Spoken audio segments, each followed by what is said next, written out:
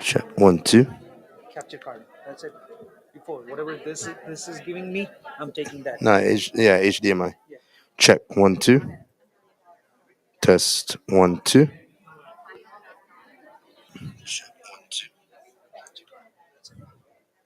Oh yeah. No, yeah, HDMI. That Check one. 1 2.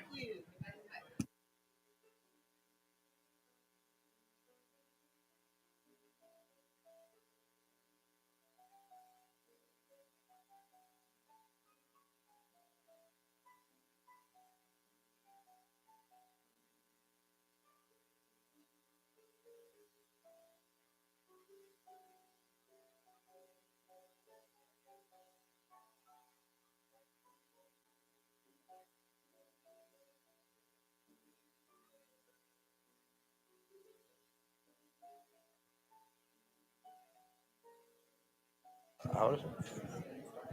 Very low. Check 1 2. It's Test 1 2. Check 1 2. Test 1 2. Check that.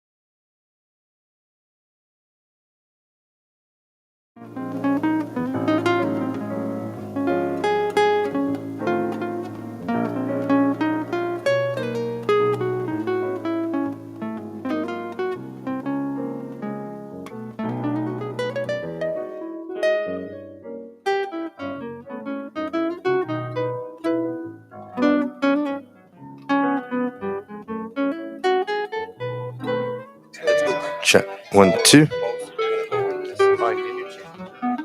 Tight shot. It's now O2. Change it. We give it 5 seconds. 5 seconds. Every 5 seconds, get it changed. Why every 5 seconds?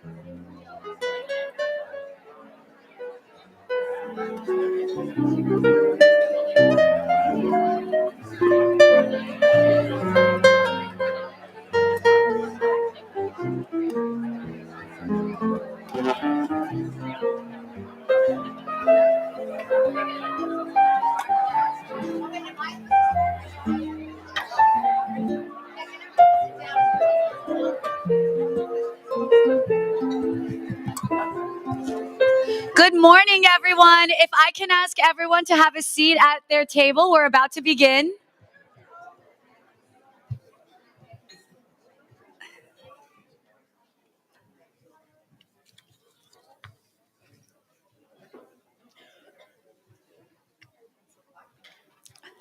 Oh my God.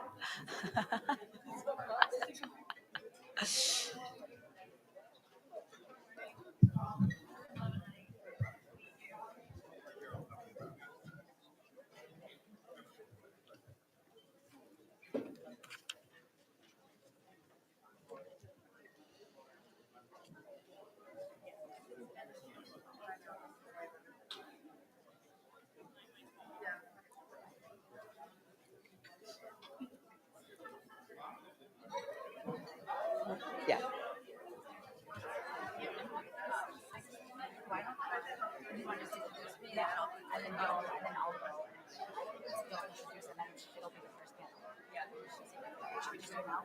Okay. Welcome, everyone. We're so excited that you all could join us for the 9th annual Women's Entrepreneurship Day Summit. I'd like to introduce founder and CEO and the woman who made all of this possible, including being celebrated in 144 countries, Wendy Diamond. Woohoo! Thank you, everyone, for waking up on this unbelievable sunny day in New York City. We are so excited because we are now literally being live streamed to 144 countries with all of our incredible ambassadors around the world that are representing our movement. You're going to hear more about like why we were created and the whole thing about this movement, but we're so excited today because we have some of the most incredible people living today being honored and speaking and amongst us, right? Everybody here is really incredible. This is, you've all heard about like Fortune's Most Powerful Women Summit. This is Women's Entrepreneurship Day's most wonderful women's summit because we're all here today to support women from a ground up, right? There's 4 billion women on the planet and women and girls on the planet. And there's 388 million of them living in poverty. So that was why we created this movement, to create a simplified movement to bring awareness towards the importance of why we should choose women and empower women, because we know you're going to learn all throughout the day the importance and why we should do this. So thank you all for coming. I'm super excited to welcome, where is she? Yu Peng Chen from the United Nations. Where is she? Woohoo! And she works with the Secretary General and their Office on Technology and Innovation.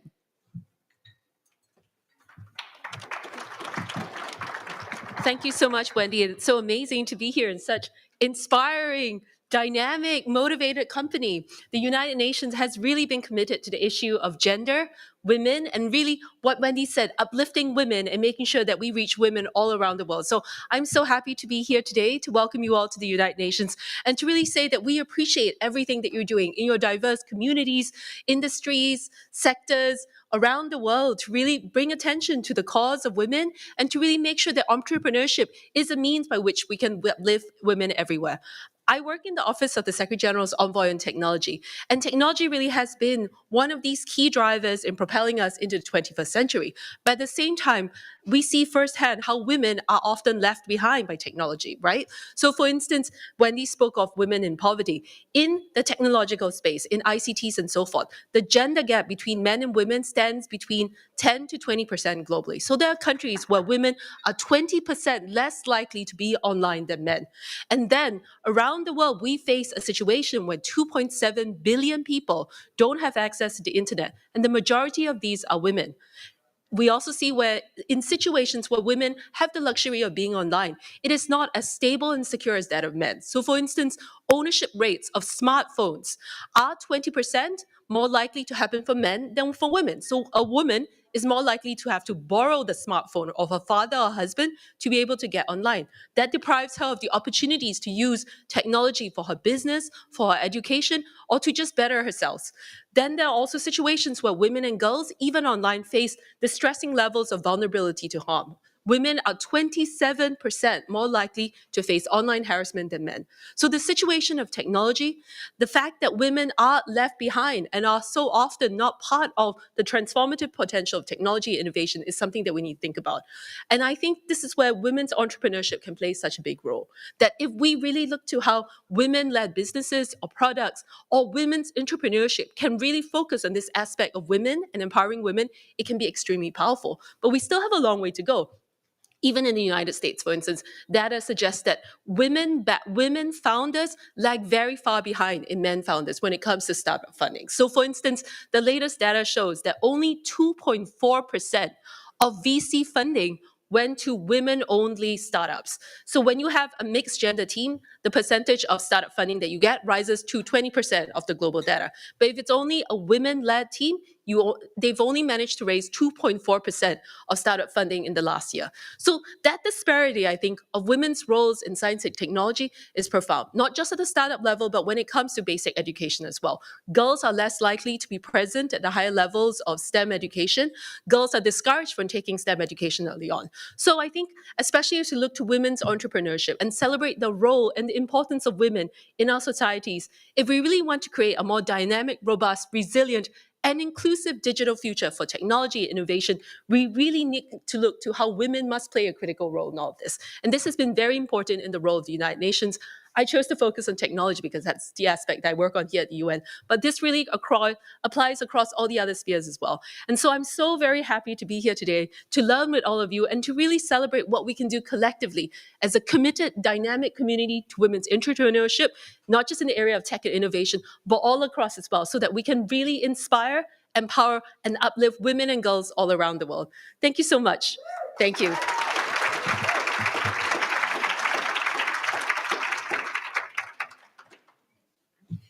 Thank you. Now I would like to introduce our first panel. We're going to hear a dynamic discussion with visionaries as they discuss the opportunities created for women by the tech factor for this generation and generations to come. Please join me in welcoming our moderator, Gary Weinstein, the head of global regulatory relations at Electric Coin Co., including our panelists, Janice Bryant Howroyd, Beverly Johnson, Nidhi Mida Shukla, and Amanda Fielding.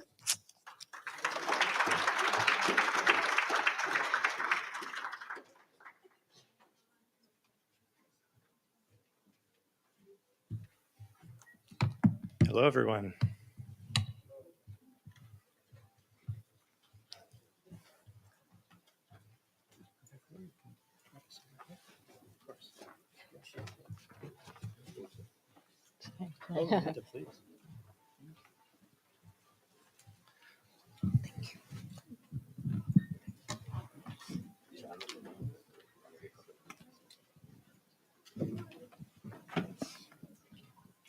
Welcome, everybody.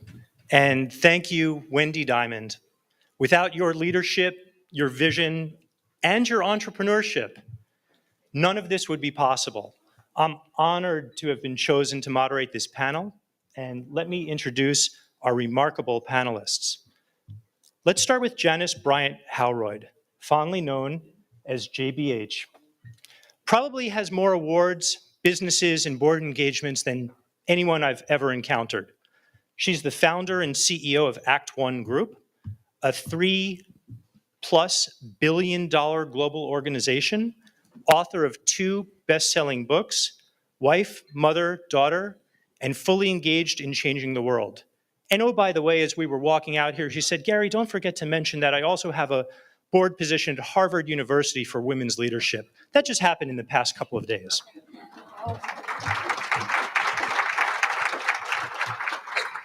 Turning to Beverly Johnson, an iconic name whose journey has broken barriers in the fashion, beauty, and media industries.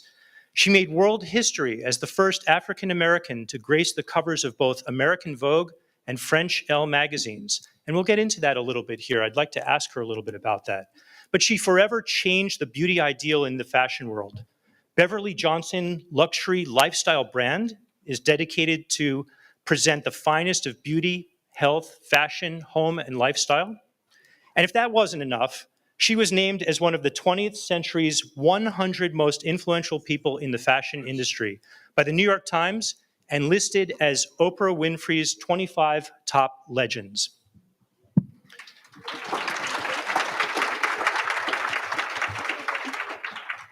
On the very end is Niti Mehta Shukla. She's co-founder and social impact officer at Automation Anywhere, the world's leading intelligent automation success platform. She's one of the only few women globally who have founded billion-dollar organizations. Somehow I ended up with the billion-dollar visionary panel, Wendy, as she's not the only one. A visionary and avid strategist, Niti also is a vocal advocate of AI ethics in a world moving decisively towards disruptive technologies. Niti is also a vocal advocate for purpose-driven organizations and recently created Automation Anywhere's first social impact office with a goal to pay it forward and touch 100 million humans through its outreach programs. Last, but certainly not least, Amanda Fielding is founder and executive director of the Beckley Foundation, a UK-based think tank and NGO founded in 1998. Amanda has more than 50 years of experience pioneering drug policy reform and scientific research in psychoactive substances. She has personally co-authored over 80 peer-reviewed scientific publications on psychoactive substances, many with groundbreaking results, such as the world's first LSD brain imaging study and the first clinical trial into psilocybin-assisted psychotherapy for treatment-resistant depression. Recently called the Queen of Psychedelics by The Economist magazine, Amanda's contribution has been pivotal in bridging the gap between science and policy with the aim of building and harnessing our knowledge of the benefits of currently prohibited compounds to optimize human health, well-being, and potential. And by the way, there's a theme here. All of these exceptional women have had to fight for their position. And Amanda had to fight for global drug policy that made sense as a medicine and for well-being, where governments are now very quickly recognizing that some of Amanda's 80 peer-reviewed scientific publications have merit and value in treating PSTD as well as other ailments.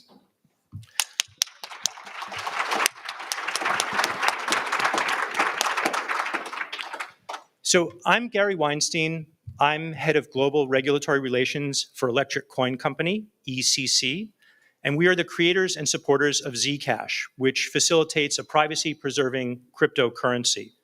ECC's mission syncs up quite well with some of these exceptional women because we are about empowering people with economic freedom by supporting a fair, open currency to protect the freedom, dignity, consent, and security of people worldwide. I've practiced law for 28 years. As a former regulator, a New York State Assistant Attorney General in the Antitrust Bureau, I investigated and prosecuted antitrust matters, including international horizontal price fixing conspiracies. Before joining ECC, I was in-house counsel, senior vice president, acting general counsel, and chief privacy officer for a national consumer financial services company to advance financial products for the unbanked. Freedom with financial inclusion has been a career focus and fascination for me.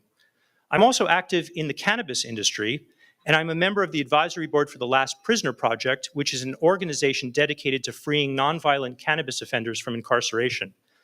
In 2020, as lead counsel for that organization, I filed an amicus brief in the Supreme Court of the United States in a landmark marijuana federal legality case to declare the federal criminalization of marijuana unconstitutional.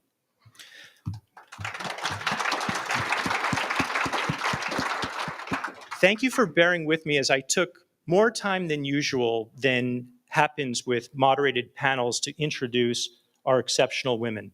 I think it's really important that we have a strong appreciation for their background, their achievements, and we will get to some of their forward-looking thinking about how they can continue to empower this generation, the next. So the pace of the world is accelerating at an unprecedented speed. We have advancements in automation, in blockchain technology, and talent technology to support global brand building across industries. And even the reform of drug policies to advance medicine as human rights are tools for women's rights, freedom, dignity, and entrepreneurial advancements globally. We're privileged to hear from this dynamic panel, so let's just jump into it to see how this tech factor can empower this generation and the next. And I'd like to start with Niti Mehta Shukla. Technology is really about human enablement. More is possible 24/7 than ever before. And humans are capable of finding the most robust solutions, but they need technology to achieve it. Using the right technology at the right time can make a difference, whether we're talking about vaccines, logistics, healthcare, government. Niti, could you please give us some examples of how technology and your efforts at Automation Anywhere empower women? And I'm especially interested in why this might be a great moment in time for women to engage with catalyst technologies. Thank you so much for having me here. What a fantastic audience, and I've met so many fantastic people here and very, very inspired to be here. So thank you very much for having us.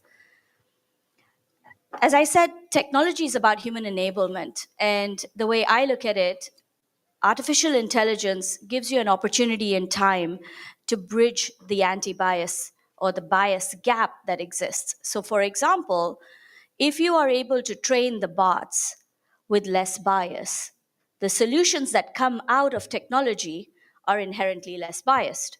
And so it's really a moment in time that we can take to bridge that gap a bit faster, a bit easier, and kind of leapfrog over some of the inherent biases our communities and societies have today. So if we train the bots with artificial intelligence to be a little bit more women-centric, a little bit more minority-centric, a little bit more, just taking into account that it doesn't matter who, where, what, where, or from where you are, but it's really about the solutions that are developed for humans, then really it's a moment in time. The second aspect of what we can do, I think from a technology aspect that we do at Social Impact at Automation Anywhere, is that we can enable women to get more access to tech jobs. And that means we can enable them to bridge that poverty gap that much faster, bring their societies and families up that much faster, and bring women up faster across the world. Technologies such as ours are called democratized because they don't require 2 years of a degree or inherent learning or an engineering mindset in order to get access to that job. You can train yourself much faster. So we've trained people, women in very many different parts of the world, from the Mississippi Delta in the US to Africa, to India, to Asia, to Europe. And the aspect of letting them in 3 to 6 months, giving them an opportunity to change their life is just phenomenal. And so tech companies and technology can play a big role in bridging this wealth gap that we have created as a society. Thank you so much, Niti. That's really impactful. And I think on Women's Entrepreneurship Day, I think it's important to discuss breaking down barriers. For that, let's turn to Beverly Johnson. Technology is everything in the fashion industry, and technology allows for global opportunities for women. And I think we need to all recognize how important the fashion industry is. The fashion industry is part of the arts, and messages can resonate globally, whether we're referring to paintings, music, film, etc., and fashion. It would be great to get your thoughts, Beverly, about the meaning of your Vogue cover that I teased out a little bit in your introduction, and what that has meant for women's entrepreneurship and empowerment, especially as it relates to diversity. Well, thank you very much, and thank you for having me. That was amazing to think that we can actually speed up this idea of diversity in the world. I commend you. As far as the fashion industry, I do consider it as one of the arts. And the arts are a platform that can actually move and change people's feelings about a subject. And so fashion has taken the lead in diversity, outward facing, may that be, meaning that you see people of color on the pages, on our covers of magazines, and particularly in technology, because most of the selling now is done online. So you can, for instance, look at Vogue magazine and actually buy what they're wearing right then and there, depending on the price. For some people, it can buy it easier than other people, but it's just that it's at our fingertips. And what I like to see is that I like to see the diversity and inclusion met also in the economics of it, where it's a $1 trillion industry, and that's where the diversity is not included. So that's what I would like that message to be, and you could probably help with that, is that we need to really be able to share in every aspect of the fashion industry. Thank you, Beverly.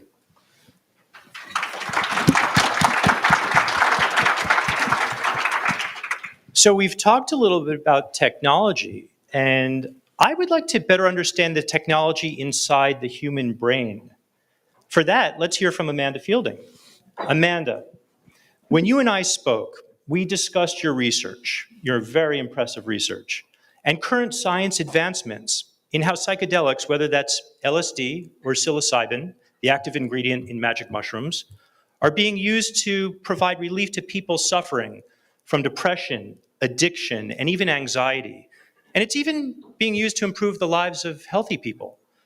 It would be great if you could elaborate here about the scientific revolution taking place around psychedelic drugs. But I'm also interested in having you discuss a bit more about how women's brains are different from men's brains and how psychedelics can serve to empower men to think more like women. Empowering men? Wait a second, that's a little bit funny on Women's Entrepreneurship Day. But I think you know where I'm going with this high compliment for the neuroscience superiority of women. Well, thank you so much for asking me here.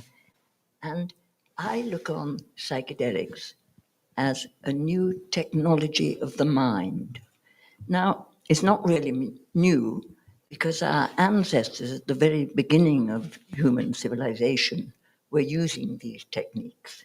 So it's a renewing of the technology of the mind. And the amazing thing about them, they're very unspecific. They mean that the brain has more energy, in my opinion, as our hypothesis, that it delivers more blood to the brain capillaries and gives the brain more energy. And so we use more of our brain, so it's more connected, more alive, more non-specific in how it works. And I think, as you say, the more kind of chaotic, instinctive brain is a female style of thinking. And in a way, by making these compounds an integrated part of not only medicine, but I think a new form of thinking, a freer, looser, more accepting form of thinking, we kind of break down some of the barriers between the male and the female approach to thinking, how our minds work. And I think that's good because working male and female together is absolutely creative and wonderful. And it's likely what shows it in our brain imaging, and this wonderful brain imaging, because actually you get a picture of the brain. It's like art. You suddenly see what's happening inside when you are having a certain experience. And what it shows is that the brain is enormously more connected throughout the whole brain. So suddenly, instead of just using a small part of the brain, we're using a mass of the brain. And so the type of thinking is different. And I think humanity and indeed the individual can gain from that new form of thinking. Not that everyone will want to take these compounds, but we have shown now that they can radically help overcoming psychologically based illnesses like depression, addiction, existential suffering. And mental illness is increasing exponentially at the moment. We're living under a lot of strain and a lot of need of change. And so I think it's very timely happening that these compounds are now coming back into civilization. And I look forward to that happening.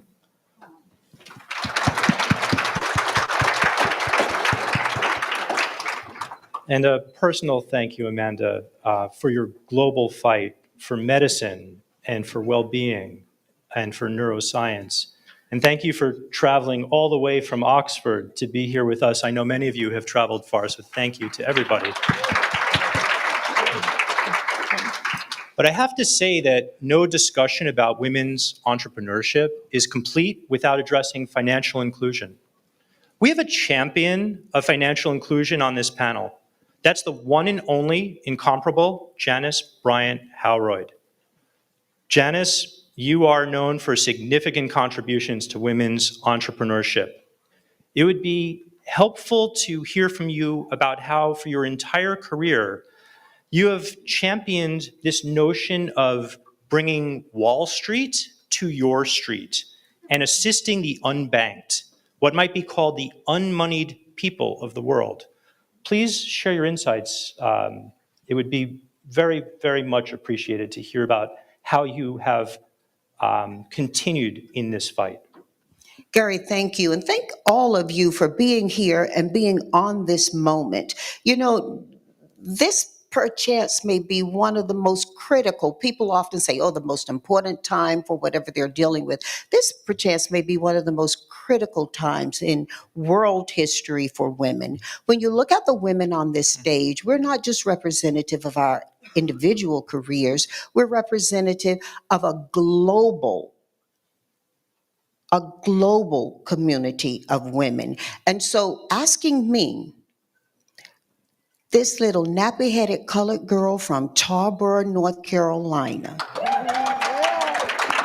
about work I do to enable and assure that women have a place at the table, even when we have to bring our own wood and build the table. That's incredible. Let me give instances, because having lived for 70 years, there is a lot to talk about. Let me give instances. One of them is when Barack Obama was president, he initiated legislation that I think democratized capitalism. Recently, I had the opportunity to participate in what is it's a show, but it is a show that allows people to buy into the success and dreams of other people, phenomenally women who are building businesses. The problem of women finding financial support has been one that has been strong, yet we prove over and over again, even when we look into some of the deepest latest developing parts of Africa, that women repay loans quicker than men. It's inconceivable that we're not investing in this. Coming here from Washington, D.C. in a car last night, I was leaving two organizations that are deeply focused on inclusion. And it's very important that everyone in here understands that it's insufficient to speak about diversity without speaking of inclusion. Beverly eloquently suggested there is diversity. No, you actually stated there is diversity in the fashion industry, inclusion behind that industry is what we're all looking for. I mean, we're not how many minutes away from Dapper Dan, right? You know, and looking at how you get inclusion into something you're so creative and supportive and elevating to. Those two events I referenced that I left in DC, one is called WeBeam, Women's Enterprise Network, right? And there's some people in here, including Bill Caffer, who strongly support this. Men are a big part of the conversation about inclusion for women, and he deserves applaud for the work he does through JPMC for women. Through bill sponsorship and many others, WeBink is able to advance women not just in how we look at finding finance, but also a conversation was happening that was more robust than some of my corporate members, Gary, around ESG. All of us are focused on environment, social, and governing principles of how we conduct business. Teaching women and women teaching women on this is incredible. Leaving that event and staying in DC, I was able to participate in an organization I serve on the corporate board of, NGLCC. This is about LGBTQ plus membership at the chamber level. We're talking about chambers of commerce.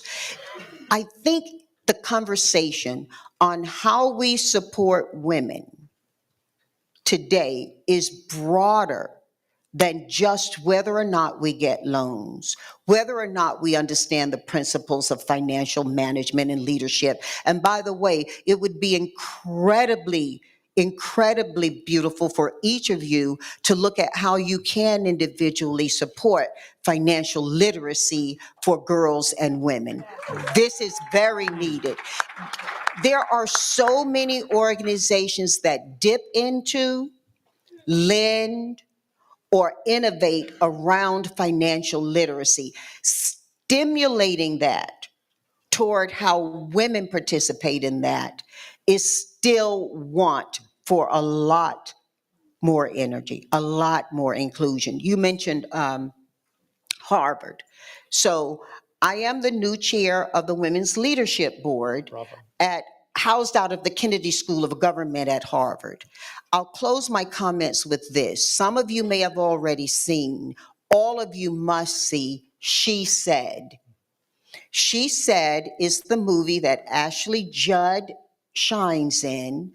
What a paradoxical statement about the subject, being that the subject is about women who speak up for the things that we have hidden so long. I was sharing with a young lady walking to the green room earlier that this movie, Ashley and Julie, one of the reporters who broke the story on Harvey Weinstein. Mm-hmm.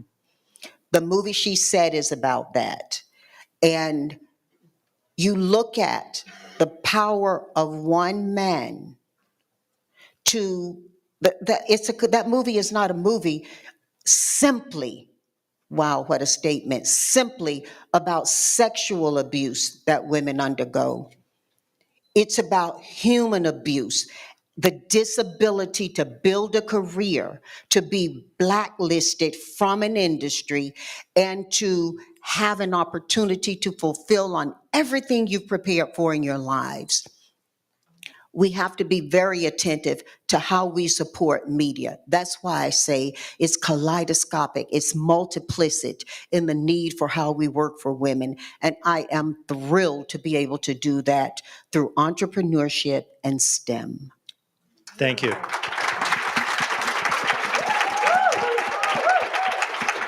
That was an outstanding panel. I think we can wrap it up. I'd like to just, in 30 seconds, use my speaker's prerogative to just mention that sometimes communication among women for entrepreneurship and empowerment, it's important to have end-to-end encrypted communication such that those communications don't come back to land individuals in jail. Mothers and daughters, when they're talking about medication, sometimes when they're using direct messages or DMs, they're now being prosecuted because they're using platforms that are not end-to-end encrypted. So there's an organization called MakeDMsSafe.com, and it's all about encouraging communication among women and others to make sure that their discussions are protected such that they can ensure their safety and their soundness while they go forward and challenge norms and take on this fight. We've just heard from 4 women who have fought their entire careers. They've made a difference, and it's not just in the past, They're continuing to make a difference. Niti, Amanda, Janice, Beverly, thank you. Please join me in thanking these incredible panelists.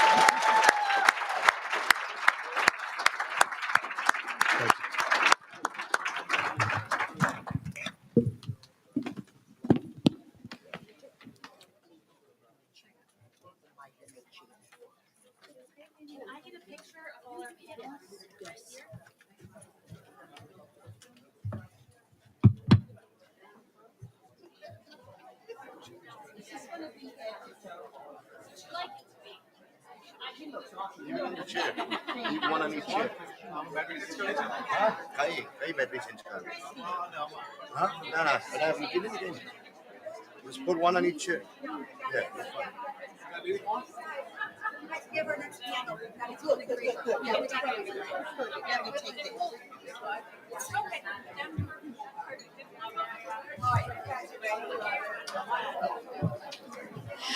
Thank you so much. And talking a little bit more about the tech factor. Has everyone followed us on social media? If you haven't, please follow us on Twitter and Instagram at Women's E-Day and tag us, and we'll engage on our end on our social channels as well. Now I want to move into the next panel, all about Web3. Now, some people might be asking, what is Web3? Think decentralization. Think ownership of your own data and deciding what you do with your own data. Let's learn more during the next panel. I'd like to invite our moderator, Layla Hamadan, investing correspondent at Insider, as well as our panelists, Ali Hassan, Lydia Chu, Michelle Bayo, and Nicole Colwell. Welcome.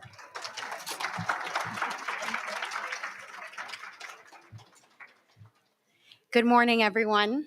Just give us a second here until the speakers have their seats.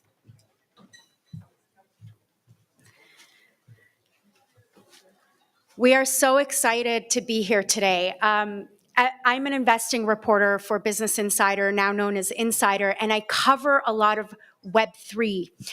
And I've been to so many conferences for crypto and Web3, and this is the first one that is a channel towards women. So this is incredible and amazing, just because I think this technology is going to benefit women a lot, especially women all over the world. And so before I start off here, I'm actually going to define the difference, because we use a lot of buzzwords in this industry, and sometimes people are like, oh, what does that mean?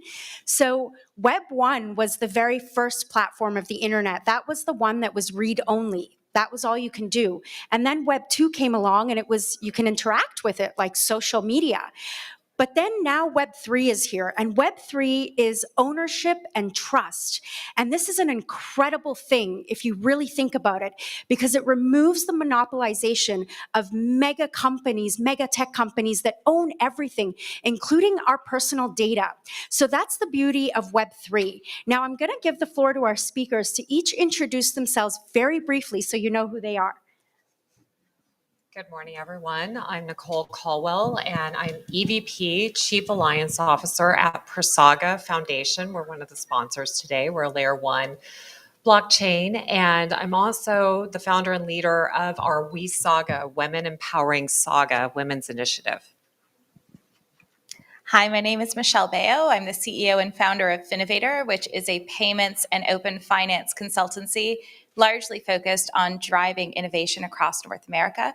I'm also the interim president of the Open Finance Network in Canada, and also working with multiple different organizations to drive diversity, women in payments on their global council, and really just trying to hope the future of finance is better and more diverse than the current finance infrastructure. Hey everyone, my name is Lydia Chu. I am Vice President of Business Development at Ava Labs.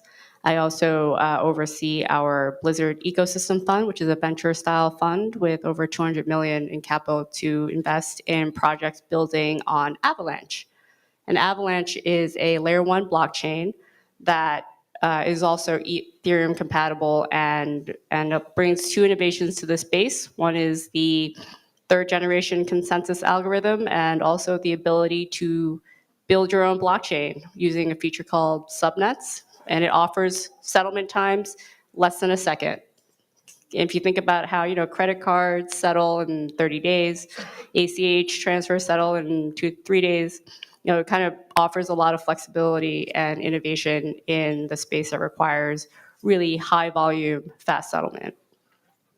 Good morning. My name is Ali Hassan. I'm a founding partner at Perceptive Capital. I started my career in Goldman Sachs, where I learned just how quickly broken the financial ecosystem is. The scales are weighed in favor of those that have over those that do not have. I believe decentralized finance and Web3 is the future. If decentralized finance is going to change the landscape of economic opportunity for men and women, and I'm excited to talk about that today. Thank you. That's amazing. So we have people from the tech side and the finance side on this panel. And the first question that I want for us to talk about is, what is decentralized finance and how is it different from centralized finance? Sure. Centralized finance is the finance that every one of us knows. It's a bank, it's a credit card company, it's a mortgage company. It's an intermediary that sits between us and lenders. So when you deposit your money into a bank, what that bank does, Chase, Bank of America, Wells Fargo, they take that money and they lend it to people. They lend it to people who want to buy a home. They lend to people who want to buy a car. They lend to people who want to make credit card purchases. They collect the majority of that interest, and you get 1%, 2%, maybe if we're lucky now, 3%. They keep the majority of that for them and their shareholders. Decentralized finance takes that model and flips it upside down.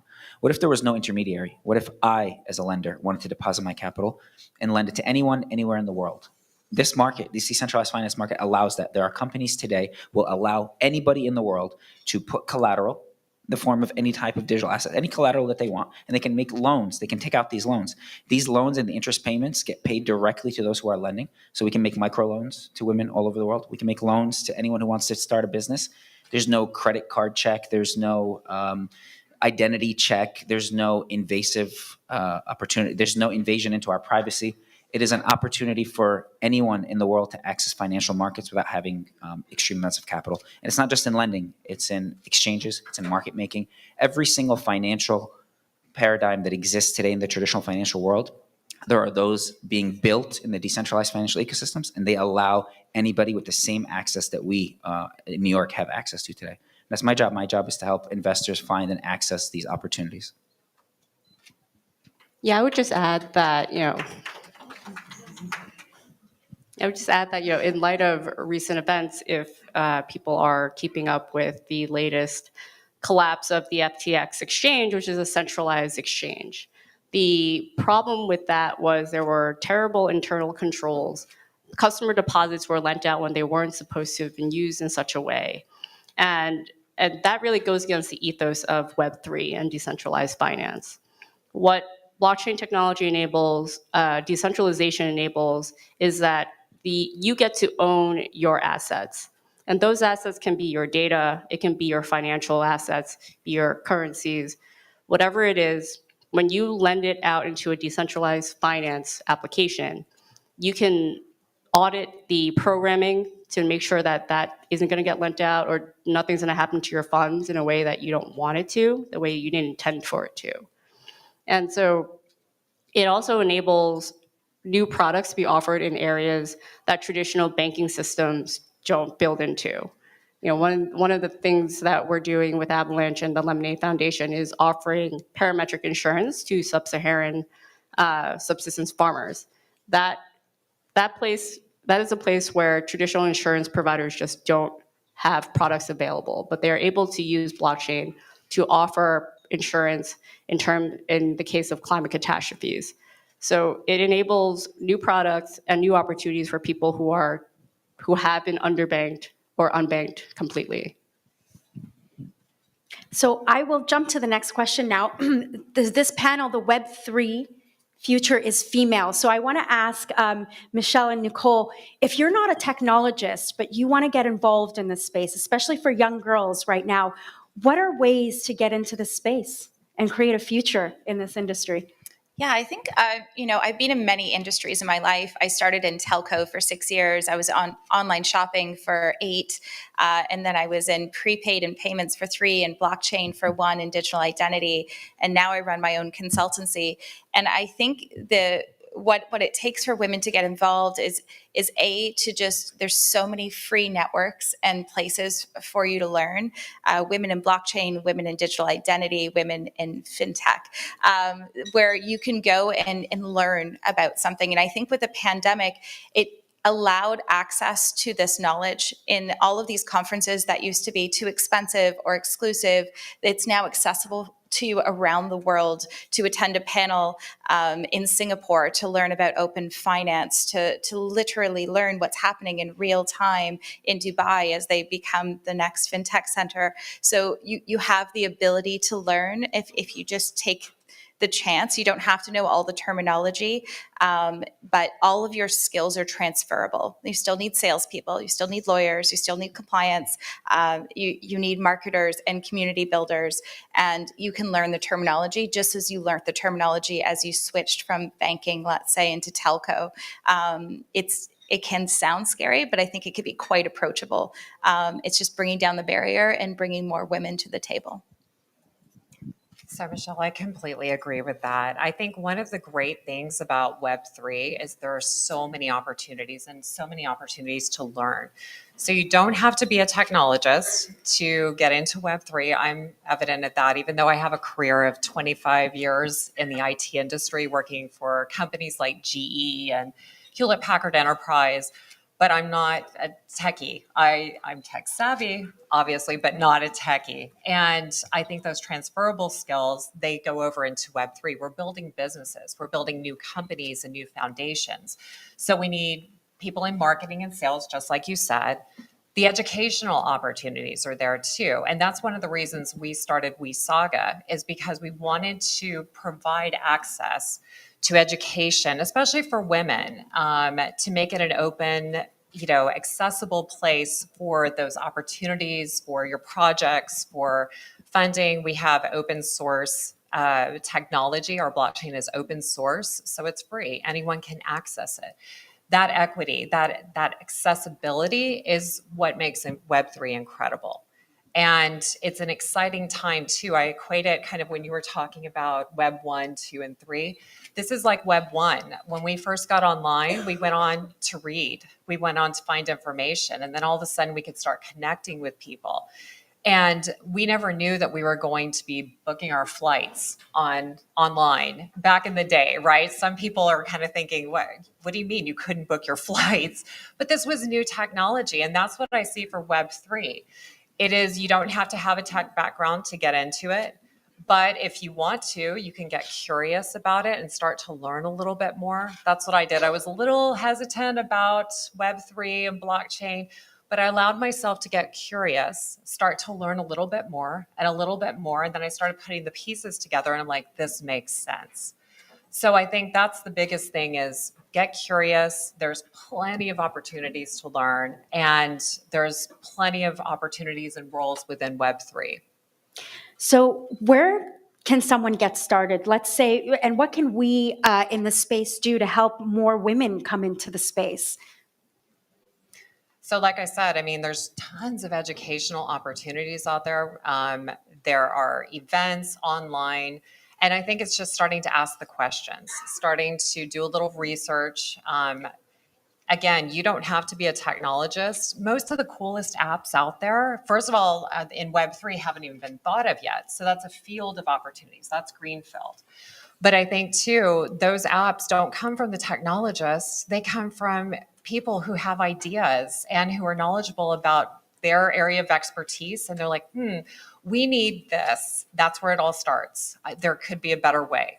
So asking those questions, kind of bring your ideas to life. You can find developers, you can find people to help make that happen. So that's what I say, get curious, start doing some research, and go from there. I want to ask our speakers as well, what opportunities for applications do you think there are? What types of applications do you think the world needs right now and that can be built in the Web3 space? And we'll go back to Ali. Sure. Before I touch it, can I just offer some insight Absolutely. into the last one? I think the common reaction over how do we get more females into this space, there's a very common answer, which is business development, sales, marketing, and that kind of just highlights over the important factor here, which is we're not getting enough girls who are applying into jobs. We post jobs all the time at our hedge fund. We're a hedge fund. We're not a tech company. And most of the applicants that apply are males. And I believe it's just because of a lack of educational opportunities for females. We need to be encouraging females, and this is something I plan on doing myself as I have more children, to enter into engineering jobs, to not just offer them the same path that everyone else has. Because we have people who help on accounting, we have people who help with legal, but there are very, very, very, minute level of females who are actually building and coding into this ecosystem. And until we do that, all the other stuff doesn't really matter as much, because those are the people who are building, the people who are making the decisions tend to be males. And if we want more females to build these applications that we want to invest in, we need to encourage more educational opportunities in the engineering schools. And I think that's something that just isn't talked about enough. Ali, before you jump in, I think it's also, I think we need more women on boards. You know, if you're going to have more women sitting at the top of a board, even if it's Web3 and their expertise comes from financial services, or it comes from telco or digital identity or compliance, you bring these women to your board as a Web3 organization, you get an invaluable insight on how you're building the product to inclusivity, and you're bringing new thought to how that product's going to be built. And there is some amazing female technologists that come from blockchain, but it's getting them to get the funding they need to build their Web3 organization at the same time. And I'm happy to get back to the Let's do the applications needed in the So thing. actual applications, I'm a finance guy. I think that's very evident. I saw just how broken the financial ecosystem is. It is weighed very heavily towards those that have. Those with money, it's much easier for them to make money. There's entire industries that are specialized for accredited investors. Accredited investors means like minimum investment about $250,000. That leaves so many people out of the ability to generate returns and to elevate their lifestyles. Decentralized finance fixes that. And I believe that one of the biggest innovations that the American world, the America has ever done, was the separation of church and state. That was really one of the biggest political innovations of America. This next evolution of decentralized finance, of Bitcoin specifically, is the separation of money and state. No one has really done that. No one has really thought that way. Today, the state has the complete monopoly over the ability to create money. They take that money, they create it, and they spend it as they see fit without us and our ability to have any input into that. Decentralized finance, the applications that I'm most interested on, are the ones that take away that power from the state, that allow the people, the ones who hold the assets, the ones who hold the dollars, the ones who hold the wealth, to be able to see transparently how it's spent, how it's created, set the rules on the number of units that there's going to be to curtail this inflation problem that we're seeing. And I'm mostly focused, and I believe Web3, the biggest evolution that we're going to have, it's not going to be in social media. It's not going to be in really cool esoteric ways to book flights. I believe it's going to be financial applications that are truly global, don't require a social security number, don't require even a username or a password. The ability for anybody to access financial products anywhere in the world with any dollar amount, without having all these guardrails and barriers to entry. Lydia, I'd love to hear your thoughts on this. Yeah, the DeFi value proposition is abundantly clear. And to kind of build on top of that, going back to the ownership of your assets, of the content you create, right? You can expand that into arts, you can expand that into music, just content creation, and kind of taking away the power that Web2 tech platforms have over their users right now. The data that you have, you don't get to monetize it. In fact, once you put content out onto these platforms, into the world, it actually stops being yours. The platforms have the ability to monetize what you've created. So I think, creating a protocol where content creators are able to still continually own everything that they put out in the world and reap more of the economics of the work that they've done is something that it will drive the gig economy or the creator economy to a whole new level, because you kick out the middlemen who are kind of monetizing the content that they're creating way better than the actual artists can, as an example. And my final question, and I'm going to throw it to anyone who wants to answer this, how can we bring this great technology to women in parts of the world that don't have access to banking?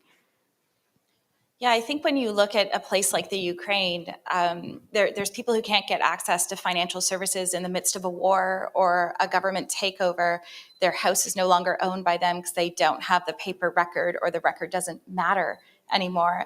You look to the Holocaust or something, the land would be put onto a digital record that will be held and recognized around the world. So I think it's taking a point where financial services, that if you're coming in from the Ukraine and you have no financial status when you're coming into Canada or the US or wherever country you're going to now save your family and try and rebuild, this should be the Web3 that allows you to access this, because from the way that the infrastructure will be set up, it will allow for inclusion versus exclusion, because you're a new citizen and therefore you have no record, no credit history. And though you could have had millions in your previous country, you can't qualify for a $500 credit card. So I think this starts to break down that barrier and inclusivity from a larger level. Amazing. Nicole, I'd love to hear your thoughts on this.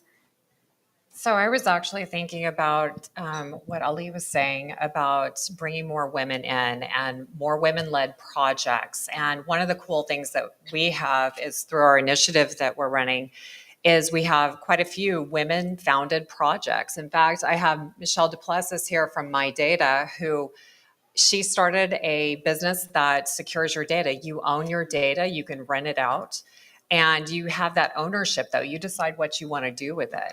We have a couple of other women-led projects. I'm very proud of these that are building on our chain. It's really exciting to see that and to see that momentum and that drive with these women-led projects. And in fact, we have a group of, it started led by an 18-year-old, recent high school graduate, freshman in college, who decided, I'm going to become a developer. She went and took a course, got certified, and she started a project about animal rescue.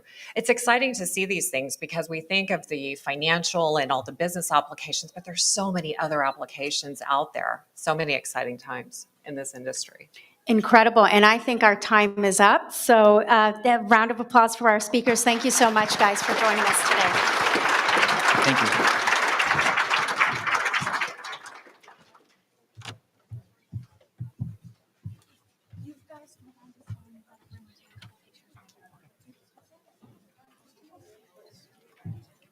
Thank you so much. That was so insightful. And if you haven't already checked out the silent auction, please make sure to check it out during the break.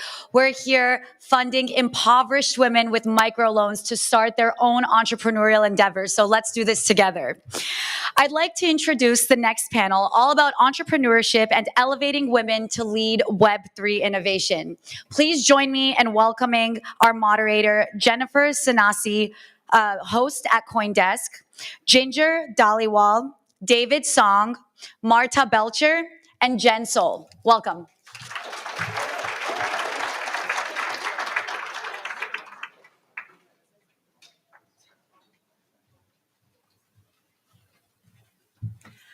Hello, everyone. What an incredible morning it's been. The energy in this room is fantastic. I'm Jennifer Sanasi. I host a show every day at noon on CoinDesk called The Hash. I also head up marketing for a couple of decentralized autonomous organizations. If you don't know what that is or it sounds confusing, it is also confusing to people in the space. So come and talk to me later if you would like to figure out what I'm talking about. Today we're going to be chatting about elevating women in Web3. So thank you to the last panel for laying the foundation of what is going on in Web3, and we're just going to take that to the next level. So I'd like to introduce my panelists. We have Ginger Dhaliwal. She's the co-founder and CPO at Upflex. Jen Sule, president at Otherworld Computing. David Song, CEO at Rosie Labs. And Marta Belcher. She is the president at the Filecoin Foundation and general counsel at Protocol Labs. Now, I'm going to sit down so I don't have so much authority on this stage. It feels strange for me. So I'm going to take this, I'm going to sit down, and let's chat about elevating women. So when I think about elevating women in Web3, I think about tech, right? Women have traditionally been locked out. Information isn't as accessible. We really have to fight hard to break the barriers to operate in this world. Ginger, I want to hear a little bit from your perspective historically as to why now is the time for women to really make a difference in this space. Thank you, Jennifer. Is this on? Can you guys hear me? Yeah, okay, fantastic. I've had such an incredible experience in my life where I've been part of the journey in technology since 1996. And one of the first things that I learned very quickly was this understanding that you don't need to know it all. And what's very exciting right now is Web3 is so young. And anyone that is willing to invest in learning has an opportunity to really transform this industry when it comes to technology. I mean, we've gone through so many crises, and how many times do we have to do that to understand that nothing good comes out of having decisions made by only white men? We need to disrupt, and we need to take ownership in building this new transformational platform that we'll have access to. So it's so important that women get involved. And there's, inclusion in so many different ways, right? Intentional inclusion in helping to build this new foundation is so important. And what's wonderful about Web3 is the fact that it's decentralized and the entire mission and mandate is to enable everyone to participate. So very excited to be talking about this topic. Yeah, it's transparent, right? So we don't have these few people that are creating these spaces that can lock people out. We can see what's going on. We can verify. We don't need to trust. David, as our ally on the panel, tell us how can men who work in tech, who work in Web3, help make this possible? Because it's not only a problem for women; it's a problem for all of us to solve. I mean, to be quite honest, it's not about gender, it's about access, education, but, hire correctly, hire females, be creative in terms of the opportunity you're giving to the folks you're hiring, right? So I run a company. We have about 200 people around the world. And, my big point of view is opportunity. I don't care if you don't have the right skill set, if you don't come from a certain kind of school, but you give that opportunity. And in our situation, we give it to primarily to a lot of folks who never had that opportunity, right? So we hire people in Iran, in Pakistan, female, male, trans, LGBTQ plus A, every part of the rainbow. We don't care. We have to give that opportunity and take that risk as a CEO. I think that's the big piece. It's upon us with the money, with the jobs to take the risk. And if that doesn't happen, we're never going to change, right? So you look at the category now, you look at 3.0, who is representing us? The idiots at FTX and Binance. They are all over the news, and I literally cringe. And I was telling these ladies, I was like, if Ginger and Jen were the CEO of those two companies, that would not be an issue. Both companies would be worth $1 trillion. Instead, instead you see these two idiots fighting on international news, and it's embarrassing. It's embarrassing for my gender. It's embarrassing for my category. And that's all I'm going to say about it. But again, it's opportunity, it's hiring. And I also want to give a little bit of props to Ginger. We've worked together for a couple of years. And part of my conversation is opportunity. Ginger goes out of her way to introduce me to folks that don't make any sense in terms of a role or a skill set. I end up hiring them because she identifies skill, and because they're female, they come creative. They're a babysitter. I couldn't care less. And she's introduced me to someone's like, oh my God, this person needs an opportunity, but yet they're a teacher. Would you take a look at them? The best people I've hired, and some are sitting at that table over there, have come through that kind of channel. And so I give a lot of props to people like Ginger who give that opportunity that doesn't really exist. They're not only fighting on the news, they're fighting on Twitter. We don't know what's going on. They're fighting in the court of law, wherever the general counsels are. Marta, we're talking about these big brands, right? You're the president of the Filecoin Foundation. You play an integral role at Protocol Labs. When we look at the big names in this space, how do we achieve this inclusivity that we're talking about? How do we ensure that everyone is intentional about inclusion and diversity? Sure, absolutely. So I think first, I think as folks on the panel have already said, it's really important to note that really the fundamental ethos behind Web3 and behind this idea of the next generation of the internet is this idea of everyone being equal and giving opportunities to literally anyone, anywhere in the world. So how does that actually play out? I mean, that's a nice thing to say, but the way it actually plays out is in a couple of ways. So first of all, one of the very cool things about this technology is it enables you to write computer programs for your money, right? So you can transfer money upon a condition being met. So one example would be you could say, for every second of a song that I play on my computer, automatically transfer 1/1,000,000th of a cent to the songwriter and 1/1,000,000th of a cent to the singer. And that can all happen instantly and automatically across borders, even in micro amounts with no intermediary in between. And so being able to remove those intermediaries and to make transactions directly is actually, I think, very radically inclusive. And so when you're thinking about things like these microloan programs as one fantastic example, but also all sorts of other work that potentially can be monetized in a way that it just couldn't be monetized before. So doing things like saying, if you write a blog post, every time I click on it, I'm going to automatically transfer 1/1,000,000th of a cent to you, right? And people who write popular blog posts can make money that way. It really opens up capital that otherwise would not be open, and it opens it up to literally anyone. And the opportunities there are programmatic. It's not that someone's hiring someone based on a resume, it's that someone does a job and automatically gets paid for it. And so I think Web3 is fundamentally radically inclusive. It makes it completely blind. I love that. Like, it's the first time I've heard someone put it that way, and it just makes sense. It's technology that allows us to be blind. I think that is phenomenal. To be able to say that, to be a community, to move forward, and to say technology actually made the world blind to any gender bias, to any diversity and inclusion. I think it's fantastic. It's a really good point. I'm stealing it.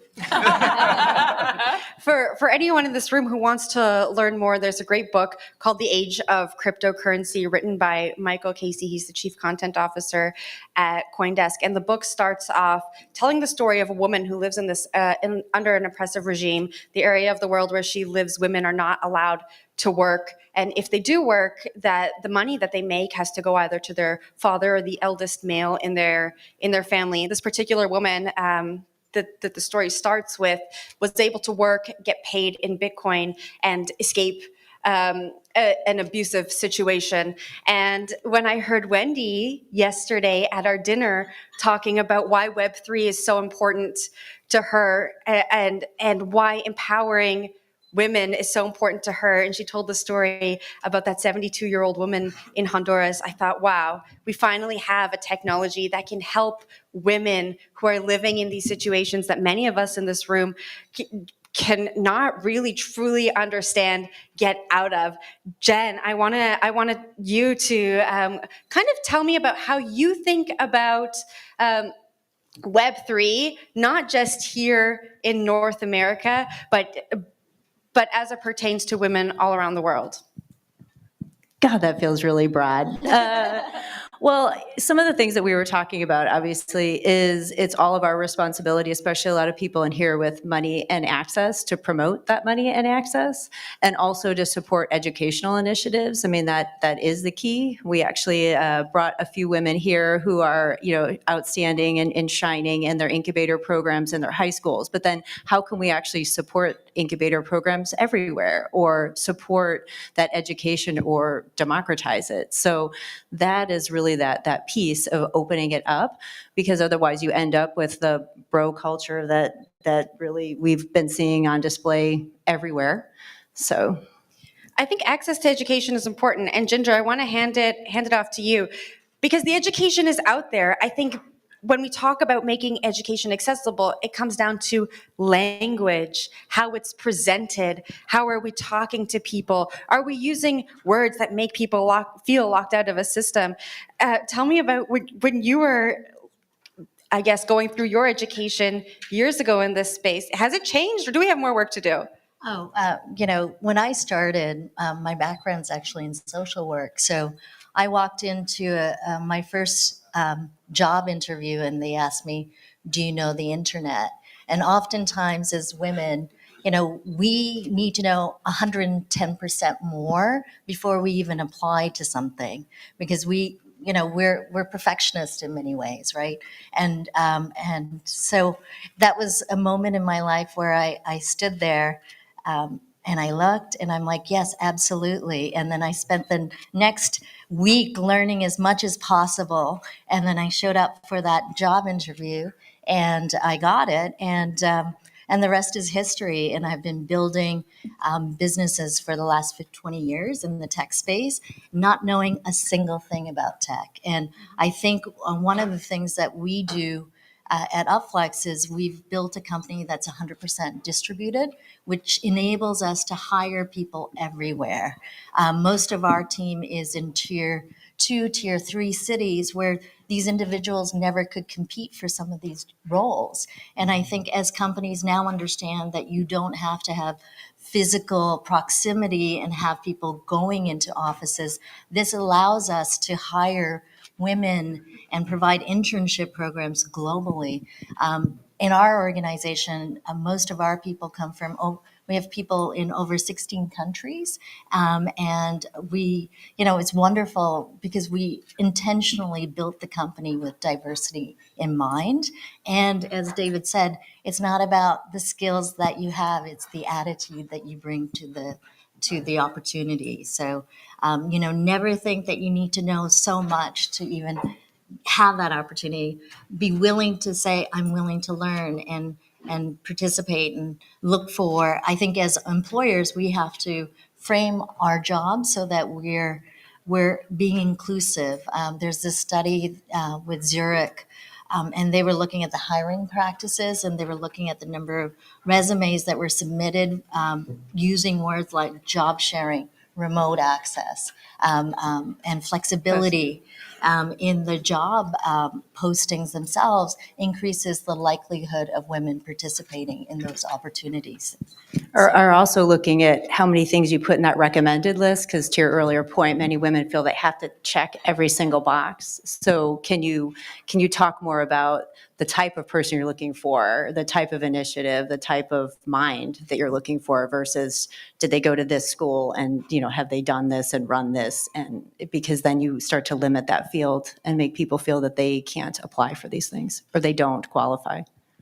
I mean, people also forget 3.0, it's mostly theory, so you have to be really creative. And I've Yeah. come to learn on my team, which is primarily, I actually had no idea about this stat until I started doing some research of our own company. I'm the only senior manager of a 10-person leadership team. I was like stunned by that. And apparently someone on my table told me, they're like, we're 80% women. And I was like, really? It's because in marketing, we're the dumb kids of the room. We have to be creative, right? 3.0, while it's a technology that is sound, you have to be creative. You have to work on instinct. And these are just, skill sets that you can't teach in school. You can't learn that on the job. It comes instinctually. And I think a lot of of our hires who happen to just be female are much more creative. They could think outside the box. A metaverse. It's a fake world, and like you're literally creating a fake universe. That open, chaotic aspect. Exactly, yeah. and therefore men screw it up. They go play video games, they fight, they make their avatars like Hugh Hefner. Whereas I've noticed the metaverses that are successful, the NFTs that seem to be a real use case, come from the creativity of women of the world, art, certain utilities that blockchain is used for. It is driven by women founders, which I really respect. And I think while education is key to your point, I think hiring, you have to hire creativity, you have to hire, blindly, and ultimately give people a chance. I make fun of my team. I hire people from college. I was like, quit school, it's fine. Sorry, Q. I had a kid, I have someone who said, he goes to Columbia, and I'm literally telling him to quit school to work full time, because education to me, while important, again, his mom's gonna kill me, while important, what is more important in our category, it is creativity, it is a metaverse. Take a risk. There's a lot of money in this room. I highly suggest do not look at schools, do not look at the background. Hire on instinct and hire on creativity is the one advice I could give you. And the other half, folks who are here learning and going into the industry, you are on equal footing. Exactly. 3.0, it is literally like this view. It is limitless. And so just go for it. And you are on equal footing with men. Just to add to David's what he was talking about. One of the hardest things is starting your own business and getting the funding. And the people that are funding and investing in this are now waking up to the fact that, when you have women-led businesses, they are actually more profitable.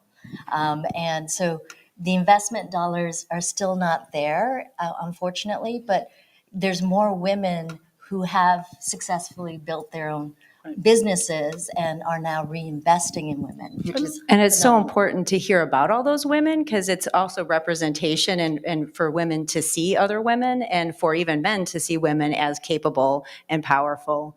And so covering, there's plenty of women that run, shows and that speak, and there's all these marketers here probably. Make sure there's that inclusivity so that when people hear words like CEO, they don't automatically think of a male. Marta, I'd love to get your perspective here, and I would love to tack on to that. There's a lot of young women in the room here. What advice would you give them? We're saying a lot of things. What tactical advice would you give them to break into this industry? Yeah, absolutely. My tactical advice for women and for everyone who's interested in these types of technologies and other emerging technologies is to find a niche and then to find a niche within the niche, preferably at the very cutting edge of what is going on in technology. So, one of the things, if you want to be, let's say, like a patent lawyer, there are thousands of people who've been doing that for 40 years, and you're never going to be at the top of that field without putting in the 40 years of experience. And the thing that's amazing about these new, extremely cutting edge technologies is that you can come in with a few years of experience and really, for example, with blockchain technology, when I started doing blockchain technology as a blockchain lawyer in 2015, there were a handful of blockchain lawyers, period, end stop. And so today, being someone with 7 years of blockchain law experience, let me tell you, there's no one with 40 years of blockchain law experience because blockchain didn't exist 40 years ago or even 15 years ago. And so what I would say is find the thing that is the most new, the most cutting edge, find a niche within it and find a niche within that. And really, that's a really great way to position yourself and to, in fact, become an expert in an area where others are not going to have already sort of blazed the trail. Jen, I want you to jump in here. So that's advice for people who want to break into Web3. Let's say we're already working in a tech role and we want to transition that tech role over to one in Web3. What advice would you give? Have confidence in yourself. You can do it. Obviously, as we've all heard today, it's very wide open. It's not fully defined, and you don't have to know everything. And so jumping in now gives you that opportunity. There's a ton of great content online, educational information, YouTube videos. Just putting a little bit of effort in, you can learn a tremendous amount. And then hopefully you've been taking pictures or you take opportunities to meet all these amazing women here. Or contact them at their contacts that have been listed on these screens, hopefully also simulcast for everyone out there, and reach out to them because these are the women that really are going to power this and run it, and you can connect with them and have that advocate. We have 11 seconds left. I'm going to get in so much trouble. Ginger, quickly.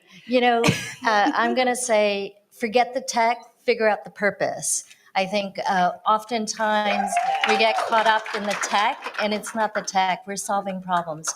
Find the biggest problem you want to solve and go figure it out in terms of what that means to the individuals, the communities that you're supporting, and use the technology as an enablement, but it is not the focus of what you should be thinking about. It's the purpose. 100%. All right, thank you so much to my panelists. Thank you so much for listening. If you have any questions for any of the panelists, I'm sure you'll find them. Bye-bye.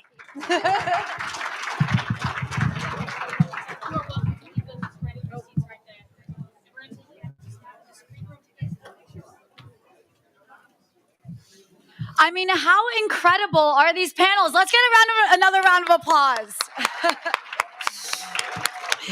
We're now going to transition into our luncheon. So everyone get up, stretch, engage in conversation. There are so many incredible people in this room. Have fun. See you soon.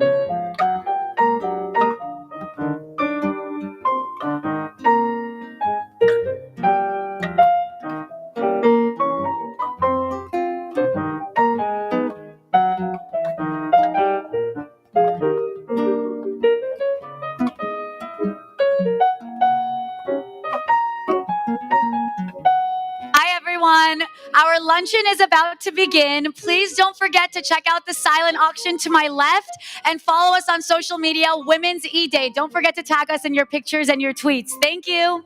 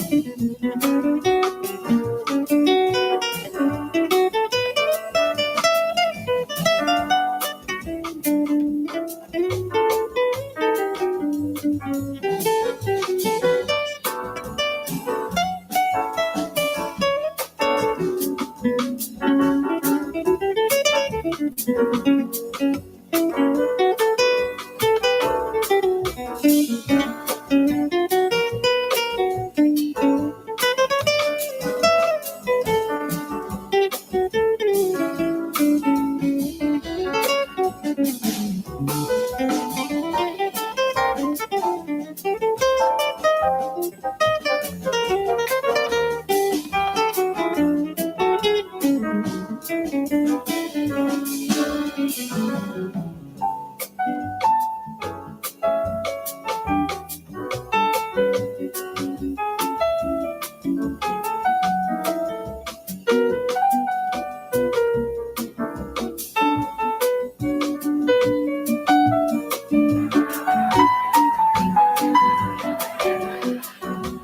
everyone. I hope everyone's enjoying their time this afternoon.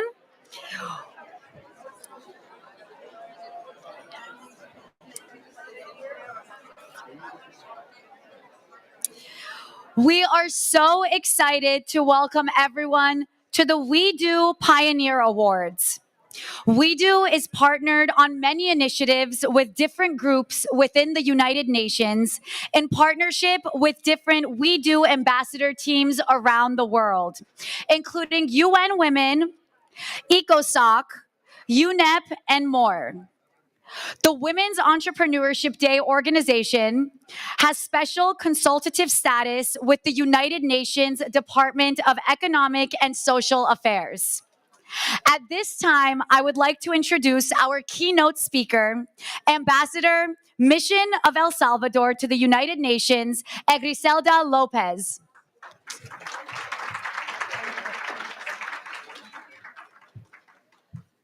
Hello, good afternoon. Very nice seeing you. Thank you, first of all, to Wendy Diamond for the invitation. It feels kind of weird to be here in the UN on a Saturday, but also I'm very happy to finally speaking to people that are not from the diplomatic missions, but also people that are making a difference on the ground. As our moderator mentioned, I am Griselda Lopez. I am the ambassador and permanent representative of El Salvador to the United Nations. And I would like to also reflect about what women entrepreneurship means. When we talk about that, we talk about gender equality. We talk also about empowerment of all women, poverty eradication, and also inclusive economic growth. Let me use this space just to tell you a little bit of what my country, El Salvador, is doing in that field, because we believe that women are important. And if we want to break violence, this cycle of violence, and also to create sustainable development, women have to be on a priority position. Just imagine that 64% of micro-sized enterprises and 26% of small and medium-sized enterprises are led by women in my country. So therefore, measures are being taken care to help women and women companies to start. There are some special programs and funds to provide women capital to start the business, and also, most recently, to alleviate the economic effects of the COVID-19 pandemic. But let's be frank, being a women entrepreneur is not always easy. Very often, women have to face gender stereotypes and negative social norms, among other challenges, to create and develop their own companies. So that's why it's important that governments consider these kind of situations to help women so they can start their own business. In El Salvador, for instance, we have the National Program for Female Entrepreneurship. This is a cross-cutting policy that promotes the autonomy and economic empowerment of women entrepreneurs through addressing and providing them with the special tools and business development services. In that sense, and what it makes me reflect on, is that if we want to make a change, especially in this field, we need political will. We need that the governments take this issue seriously. But also in this developed world, technology is crucial. And that's why also we need to provide women and also girls with all the information, with all the tools, so they can also be prepared for all the challenges in the current world. But despite the efforts and made in this area, El Salvador considers that it's still necessary to make a call and to raise awareness to other member states, but to other different stakeholders about the support developing countries need to make more actions to help women and girls, especially women entrepreneurs. So let me reflect also about what we do here in the UN. There are some resolutions and some declarations that address women's entrepreneurship as a cross-cutting issue. I don't want to be very technical on it. We spend long hours negotiating these kind of documents, but not many often they become a concrete actions. And that's why we need to join hands with you, that you are on the ground, that you know the needs of the people, needs of women entrepreneurs, the needs of girls, and we can join hands to make that difference that that all people are expecting of. In those kind of resolutions, for instance, the one on youth, the one of migrant workers, the prevention of violence against women and girls, and the situation of women and girls in rural areas, you can imagine that women entrepreneurship is a mean to prevent violence against women, but also to empower all women and to improve their conditions, and also to achieve sustainable development. Also, we have the Agenda 2030 that is a very important guide for member states, but also for different organizations. And this will be an excellent platform to you if you want to join and to work with other governments, because that's already a commitment that member states have agreed upon. So I'm glad to be in this room. My warmest congratulations to all the people that are going to receive the Pioneer Award. It's really feel great to be, as I mentioned at the beginning of my statement, with people that are making a difference off the ground. And I encourage you to continue working on this important issue and making a difference. Thank you.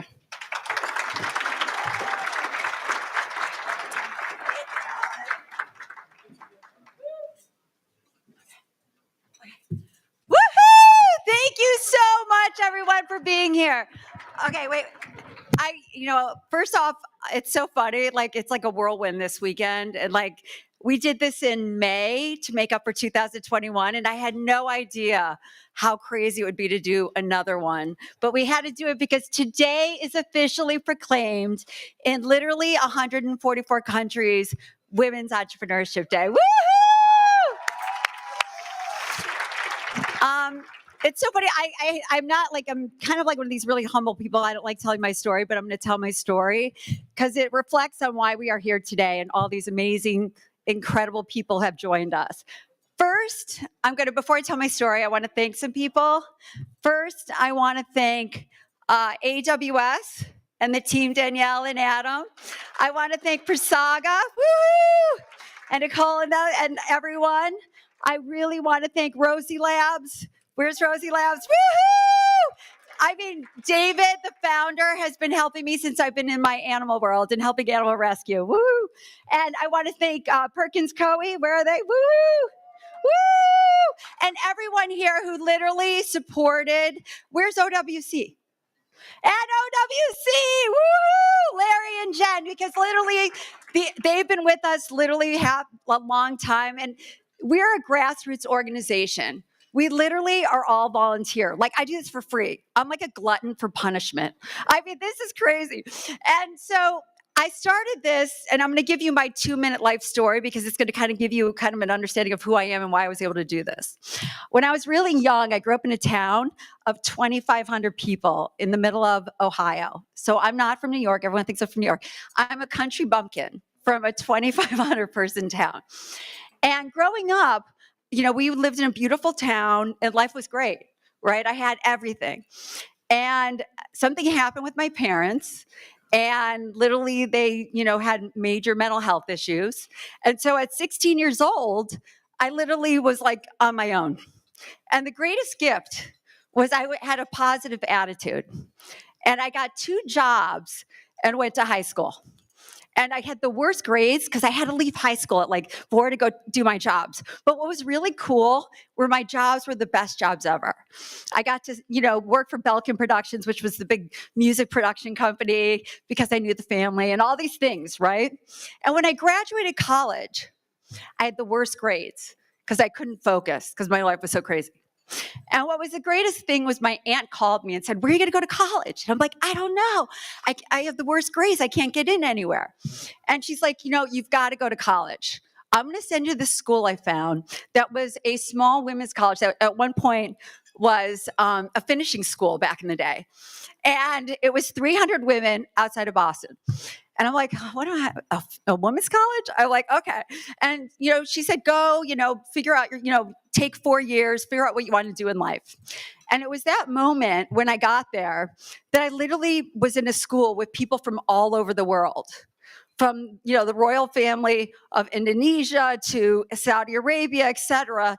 I didn't even know Turkey. And I met like a major pop singer from Turkey. And I'm like, wow, because so from that, from that experience, I learned about the world and how much I really wanted to go all over the world and experience the world. From there, I ended up, not sending out 100 resumes and no one gave me a job. And I was like, oh my gosh, like, what am I going to do? So that was the start of my entrepreneurial career. I literally started a business in the fashion world where I brought Valentino, Ungaro, Jean Francoeur into Russia. That was in the late 90s. And that was like a crazy time because nobody could deal with Russia. But I knew somebody from college that I partnered with, who became an oligarch, by the way. It's sad to say. But don't worry, I left that business and I gave it to him and I moved to New York. And when I moved to New York, because I said, when I was in Russia, I said, you can take a girl out of the country, but you can't take the country out of the girl. And I love like helping people and I love life. So I moved to New York and I befriended a homeless person. And literally this homeless person changed my life because what I realized is I started volunteering for the Coalition for the Homeless and for 6 months fed 1,000 people per week, every week. And I would literally go back and be like out to dinner with my friends at a fancy restaurant. And I'd be like, you can't believe what I just did today. And somebody here who works at the Coalition for the Homeless back in that time, where is it? Kim? Yeah. So anyways, so I decided to help homeless people and I did 2 cookbooks with all the celebrities and I raised $500,000 for the homeless at 23 and I was on Oprah and I was on, Howard Stern, et cetera. And then I adopted my dog and cat and I learned 12 million animals were euthanized a year and nobody was talking about adoption or rescue at that time and you never saw celebrities and pets in any kind of magazine or anything or on TV or anything. So I decided to create the first ever celebrity lifestyle magazine to bring pop culture and celebrities to the animal rescue world.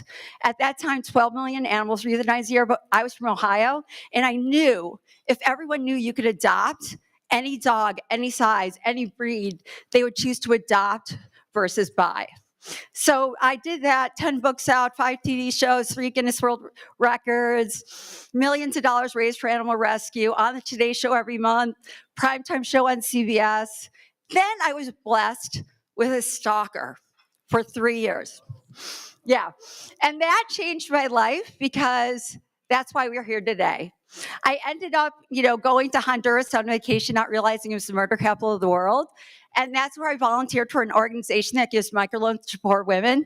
At that time in 2013, nobody was talking about women entrepreneurs or women in business. Very little. The UN women didn't even recognize women entrepreneurs. So I created a day in the world. And I went to everyone I knew around the world, from college, from work, for everything. And I said, hey, who in your country is the greatest person to bring governments, business leaders, civil society, entrepreneurs, investors together to collaborate to find solutions to economically empower women from a ground up approach? And so that's why we're here today. I have no more time. Woohoo! And now, but that's my story, and that's why we're here today. And I'm so blessed that everybody's here because it means the world to me to make a difference. And, it was this one woman in Honduras who was 72 years old, who had 3 little kids because her daughter passed away, who got a $100 microloan. And literally, like, meeting her changed my entire life. And that's why we're here today. So one person can change your life. Just be open to it. Don't plan your life. Let fate happen. Thank you. Now are we, Christian?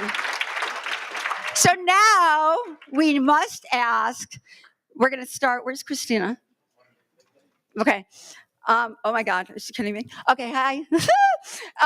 Now we have the beginning of our Women's Entrepreneurship Day Pioneer Awards. One of the things when I started, I was like, wow, why are women not recognized? Right? Because in 2013, like, we don't even know that a woman created the dishwasher. are we not grateful for the woman that created the dishwasher? I mean, a woman created the chocolate chip cookie, but we don't see women in the media. We don't see it, right? And that's one of the reasons why I created this day and why we created the Women's Entrepreneurship Day Pioneer Awards, to recognize the most impactful, the most highly achieved. These women have done so much in their life, and to recognize them for the incredible work they're doing. So, Christine. Thank you. And I'd also like to add that if you don't know Wendy, you know that she can do the impossible. And this is a moment to spotlight Wendy. Here, let's hear what she did. Okay. Not only has she organized this day for the past 9 years and had it globally recognized in 144 countries, including the UN, but we are so excited to announce that our Pioneer Awards was recognized as one of our nation's most prestigious awards for women by both houses of the United States Congress.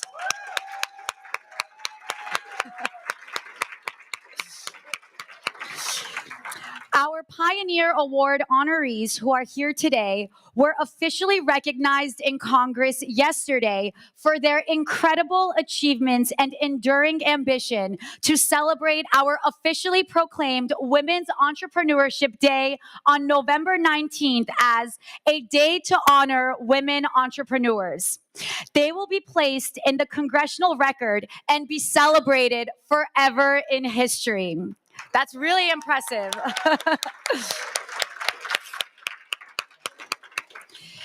Thank you to Congresswoman Grace Menk for making all of this happen.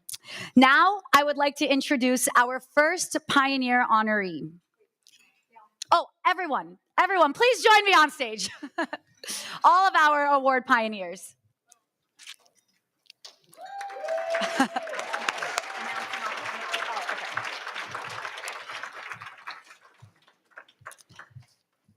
I'd like to invite Janice Bryant Howard, Marta Belcher, Wendy Fisher, Needy Mehta, Amanda Fielding, Lele Pons, and Beverly Johnson. Let's get a round of applause for these incredible ladies.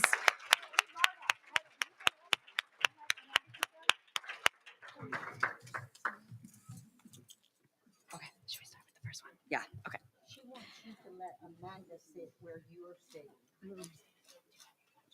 Okay. Okay, she can't. Okay.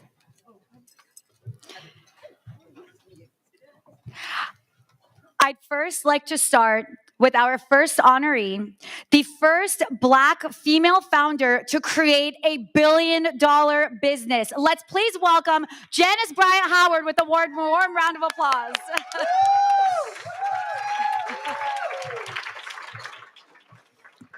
Giving all praise to God. That's how we do things where I come from.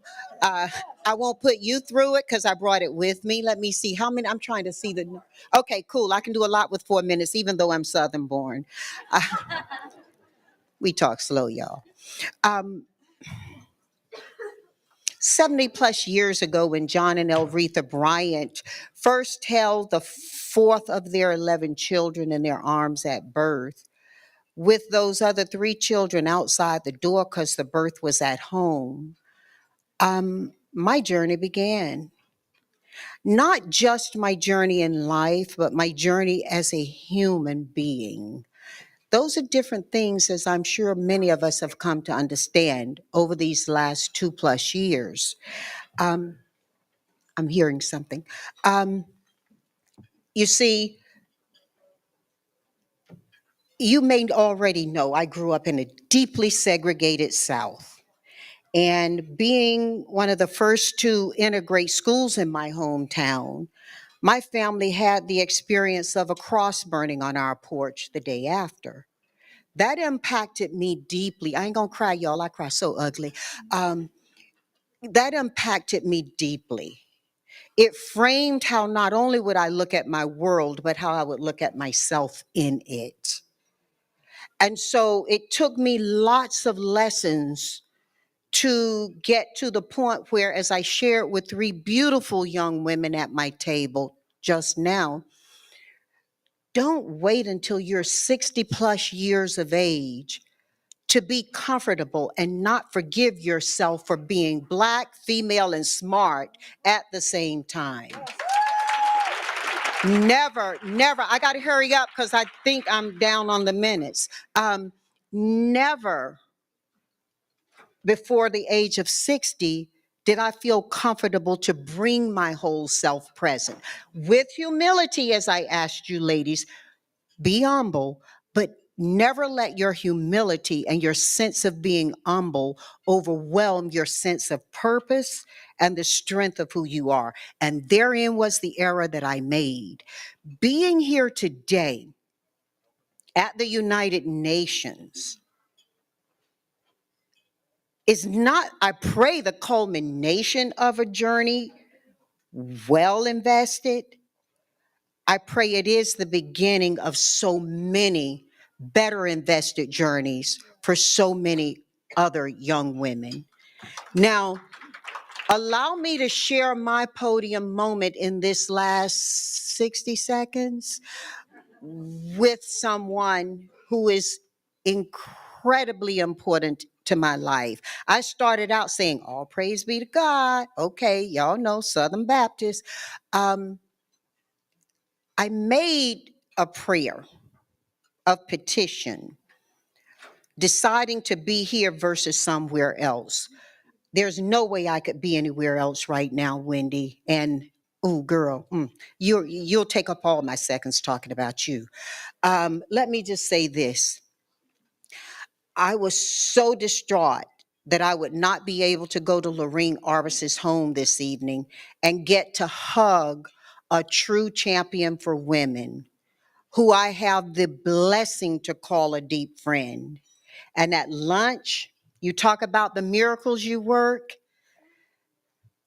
A miracle happened for me because I turned around and I saw Lorene Arbus standing at that table. Now,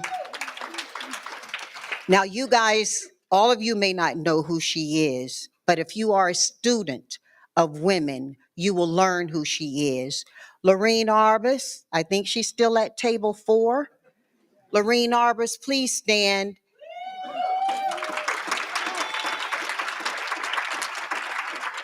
The work you're doing for people with disabilities is incredible. The work you continue to do for women is incredible. And the work you have done in my soul has given me wing to fly to this moment. Thank you. Thank you.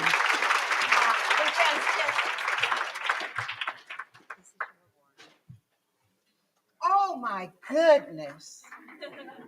Oh my goodness. You guys really learn a person before you honor them. Hold on. Wait. Oh my goodness. Okay, wait. First of all, she's too much. I want to wait. I forget. No, not too much. A lot. But A lot. Okay, one of the things I did not mention is these awards are beyond impactful. Everything about where you are today is impactful.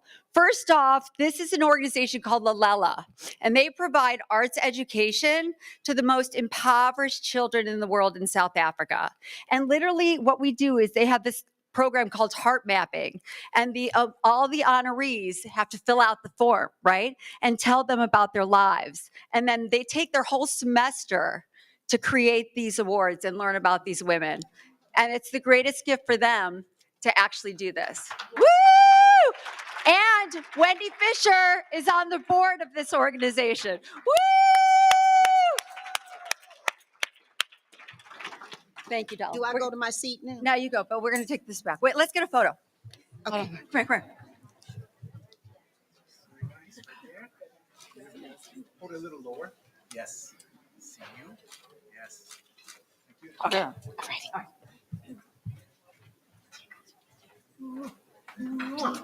That's right. I'm in New York. Wait, Jim. Oh, wait. You got to stay. Oh, okay. Well, you're not done. That's okay. I put my good shoes on. I took the tennis shoes on. Our next award honoree is a pioneer in Web3 who has testified before the New York State Senate and has spoken in European Parliament and the United States Congress. Please help me welcome Marta Belcher.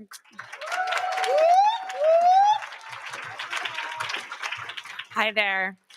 Thank you so much. Thank you so much to Wendy for having me and for this incredible award. I want to start by telling you a story about something that happened back in 2013 when I was in law school. So there was a competitor to Kindle that was called Nook, and people were reading War and Peace on their Nook devices, and they noticed something a little unusual. And what they noticed is that throughout the book, wherever there was the word Kindle, so like someone kindled the fire, it had been replaced in their device with the word Nook. So someone had nooked the fire. And so it was pretty clear here that what had happened is someone had done a find and replace to try to replace the word Kindle, like in the title page, and in fact had replaced it throughout the entire book. And at the time, this was really funny, right?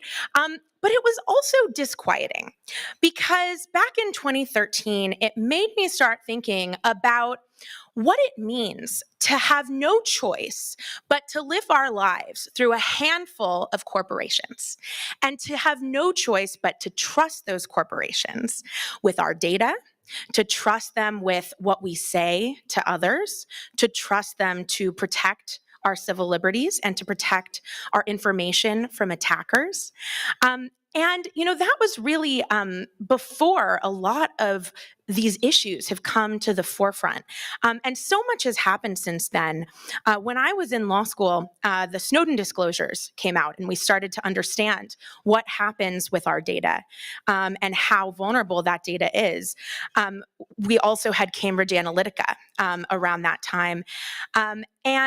So for me, as a young lawyer, I was particularly interested in these issues when I learned about this new thing called Bitcoin at the time. And this was based on this new blockchain technology that I thought was really cool.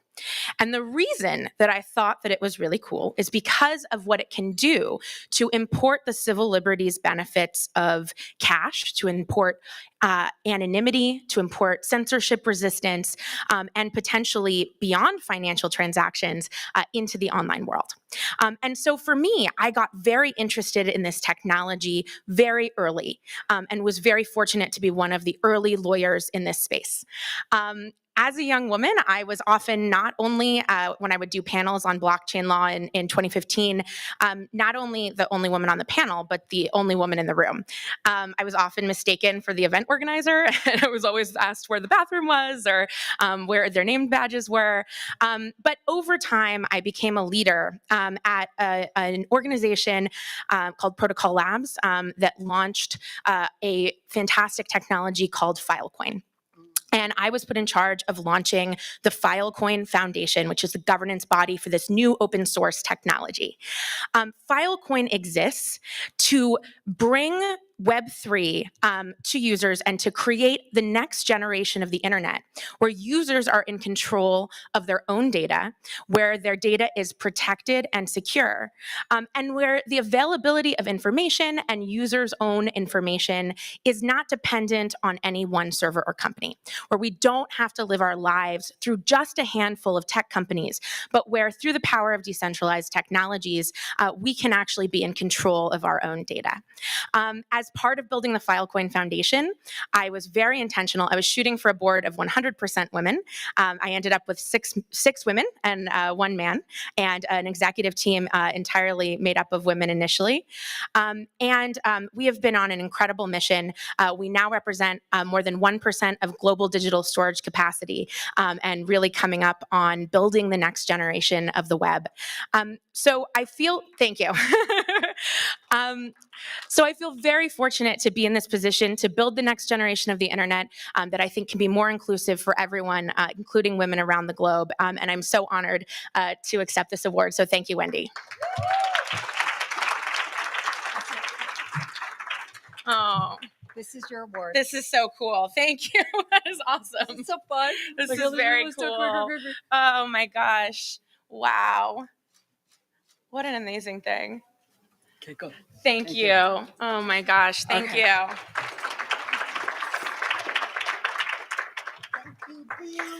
Next up, I'd like to welcome Wendy Fisher.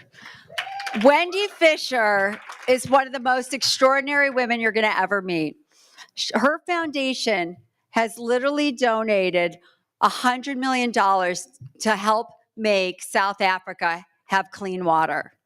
The list, I could literally go on with the unbelievable impact that this woman has had. And I'm going to let her now, hopefully, talk about herself. Woo!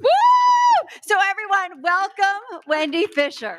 Oh, wait, I have to give her, she is the president of the board of the Guggenheim. She's a phenomenal artist and a philanthropist. Thank you, Wendy. Thank you. Thank you, Wendy, for your warm introduction. I am honored to be a We Do 2022 Pioneer Award recipient. And I'm humbled to be here at the United Nations along such an incredible group of inspiring women. Today was a wow, this morning, astonishing. Thank you, Wendy, for this honor and for bringing us all together today. And thank you for my beautiful artwork created by the students of the Lalela program, which includes many of my favorite colors. This piece is especially meaningful to me because my connection to WIDO is through my friend Andrea Kersner. Andrea founded Lalela and has been instrumental in the organization's work to transform the lives of more than 50,000 sub-Saharan Africans through arts education. Although Andrea couldn't be with us today, I couldn't let the moment pass without recognizing Lalela's amazing work. I just want to share a little bit about who I am and why being honored today is so meaningful to me. I'm from a little country called Swaziland between South Africa and Mozambique. I'm a clinical psychologist. I'm an artist. I'm a daughter, a sister, my brother and my sister are here, a mother, my daughter Justine is here, and a grandmother. I care deeply about the importance of empowering women, today's change makers. I believe strongly in the power of art and culture to uplift, inspire, and drive that change. These values are the connective tissue between WIDO and its mission to alleviate poverty by supporting women entrepreneurs. Lalela provides art education for at-risk youth to spark creative thinking, and A4Arts Foundation, the nonprofit arts laboratory that I founded in South Africa for artists and social entrepreneurs. I see artists and entrepreneurs as being truly interconnected. Both require creativity, commitment, and vision, and they come together as social entrepreneurship, where innovation drives community cohesion and social enrichment. At A4 in South Africa, we empower creatives from across society, including social entrepreneurs. We provide mentorship and creative opportunities to entrepreneurs in the arts, knowing that it will create a ripple effect in their communities. Indeed, our social entrepreneurs have inspired others to pursue their own passions, break boundaries, and create change. Let me tell you about just one of the many inspiring stories of women who I have had the privilege of supporting, A4 artist and resident and world-renowned architect Samaya Valley. Samaya grew up in an Indian township in South Africa called Laudium, a community that still bears the scars of our country's past, in an area that still feels segregated and where many South Africans didn't and still don't have the opportunity to interact with the broader society. As a child, she visited her grandfather's shop in Johannesburg, and that exposure to the urban landscape inspired her to become an architect. And now, at the age of 30, she's already one of the most celebrated architects of our time. Last year, she became the youngest architect ever to be commissioned to design the Serpentine Pavilion, an annual installation by London's prestigious Serpentine Gallery that features work by the world's greatest architects, including Jean Nouvel, Frank Gehry, and Rem Koolhaas. Her radical approach to designing the pavilion reflected extensive work with many of London's marginalized immigrant communities. Her commitment to amplify long overlooked voices is at the core of who she is as an artist and how she expresses herself in her work. She provided a missing sense of belonging to the broader culture by reflecting the experience in one of London's most renowned art spaces. Her personal resilience and interest in storytelling are part of her design DNA and are why she's driven to create opportunities for others to build bridges and experience different cultures. To quote Samaya, "Architecture is complicit in separating, othering and excluding, but it can also be a force for the opposite. The architecture that moved me most is architecture that makes an offering about the human condition and has something to say about our relationships to each other and our relationships to territory and place. She is a true social entrepreneur. Samaya is an example of what social entrepreneurs do. They work to connect and empower. They use their voice to build a powerful platform that brings together conversations around community, inclusion, and social cohesion. They are entrepreneurs for social change who refuse to accept the status quo. As a psychologist, I know the power of uplifting the voices that so often go unheard and what it means for these communities to see themselves planting seeds for the future and bringing the sun that will help inspire and empower future entrepreneurs, giving people in these communities a reason to feel hopeful about their ability to shape their future and ours as well. This is a powerful representation of what artists, some of our finest social entrepreneurs, can do. With all that we are grappling with today, from climate change to social divisions to poverty, we could surely use more pioneering women entrepreneurs who use the power of art to bring communities together, to lift people up, and make the world a better place for all. I am proud to be part of an ecosystem that helps support and encourage women, be they artists or social entrepreneurs. And I hope that all of us here today will leave inspired to champion and lift up social entrepreneurship in their own communities. My mantra is 1 + 1 makes 11, but 1 + 1 + 1 makes 111. To tackle the changes of today, we must all seize the power of togetherness. It is vital for us to see the power of community, collaboration, and cohesion to build the best world for our future. Women, believe in yourselves. Thank you.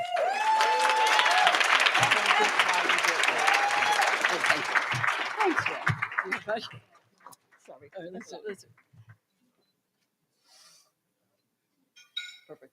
Thank you.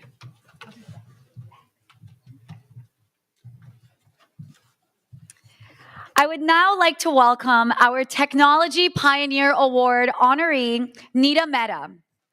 Niti was one of the first women ever to co-found a billion-dollar business in robotics. Please welcome Niti.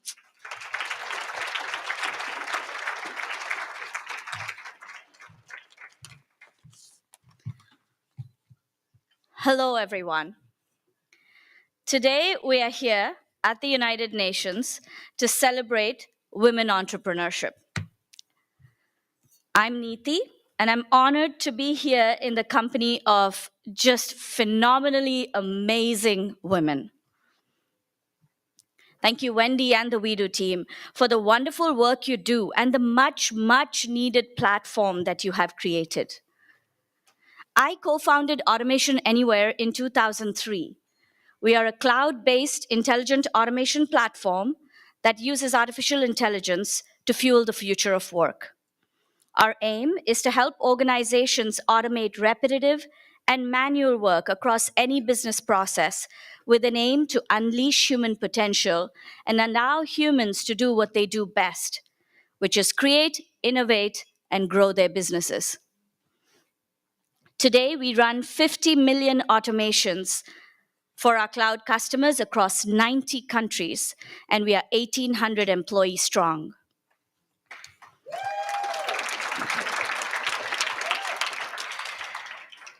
Look, we all know there's a lot of work that yet has to be done for the empowerment of women.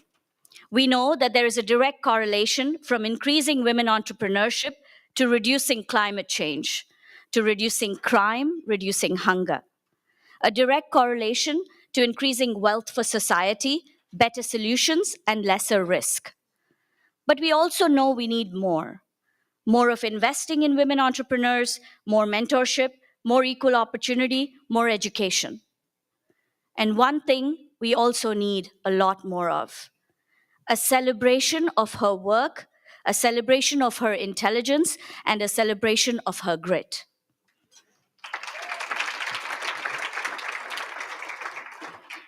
My message today is to take a moment to celebrate and congratulate the many women in each of our lives who have accomplished so much. Take a moment in this uncertain world to pause and celebrate the women who got us here, the women to whom we will pass on the baton of progress, and the women who are here today and around the world who have accomplished so much in spite of the adversity and challenges they have faced because they believed that women can, must, and will. Let's celebrate our fearless mothers and supportive sisters, you know who you are. Let's congratulate the women who have broken glass ceilings and the entrepreneurial women who are changing the entire socio-economic landscape of an entire continent.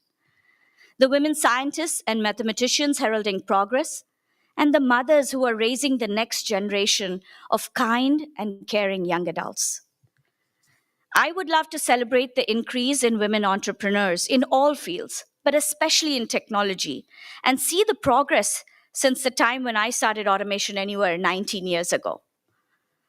To celebrate Mihir, my husband who's here, my biggest champion, and mentors like him.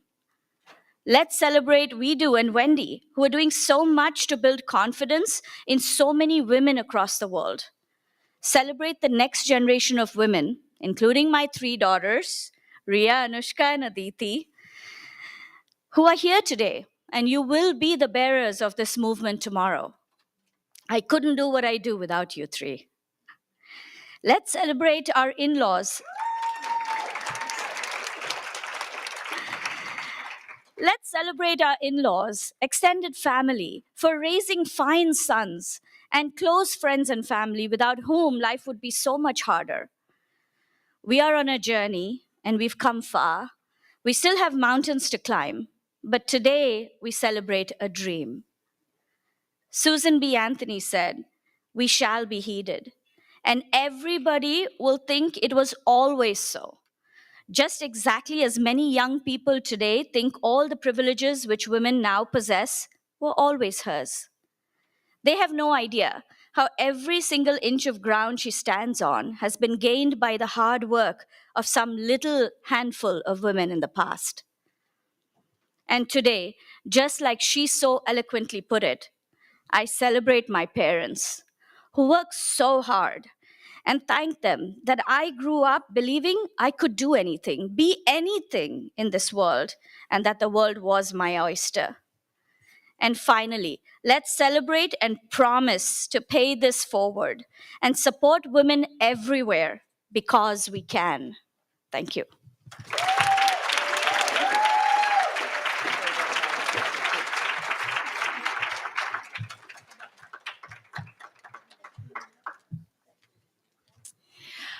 I would now like to welcome our Science Pioneer Award honoree, Amanda Fieldings. Amanda Fielding's research for the last 50 years is one of the main reasons why psychedelics are now legal for patients with mental health conditions. Thank you. Please welcome Amanda Fieldings. Well, thank you very much. It's a delightful surprise to be back in the United Nations, where actually I came many times talking about why psychedelics should be regulated, to not great success, but the head of drug policy here was a very wise man, and he was totally on my side, but he wasn't allowed to say so. But anyway, it's a delight to be back, and thank you so much. I've never had a prize before, and it's, well, actually I did once when I was at school. I had a prize, I won the science prize, and I wanted books on Buddhism because my godfather was a Buddhist and I was fascinated with Buddhism, and the nuns refused to give me a book on Buddhism and gave me a book on art. So I said, thank you very much, but I'm leaving school, I'm going to educate myself. And that's what I did. And with £25, I started to travel to Sri Lanka, where the godfather was, on an island. I never got there, but I had all sorts of adventures on the way. And one of my dreams as a child was because I lived up a very bumpy track on the edge of a moor, and no one ever visited us because it was very cold and forgotten. And so I was a child more or less alone. And I dreamt of all sorts of brave things, and one of them was watering the desert. And then I got to the desert on this trip and realized that the desert is a big place to water. So I decided, well, maybe not. And then a few years later, I met a Dutch scientist that I fell in love with, and he had a new hypothesis of how psychedelics work in the brain to provide more blood in the capillaries and more energy. And that made such sense to me that I decided to dedicate my life to learning how psychedelics work. Well, as a female with no money, no letters after my name, and very little else to commend me, it's difficult to change global drug policy and open up the doors of science to researching psychedelics. But I had faith in my female guile, and I actually did manage to do that by persevering. And so over the years, I became a foundation, basically. I stopped being Amanda Fielding. I became the Beckley Foundation. So it's rather like Berkeley and all those sort of things.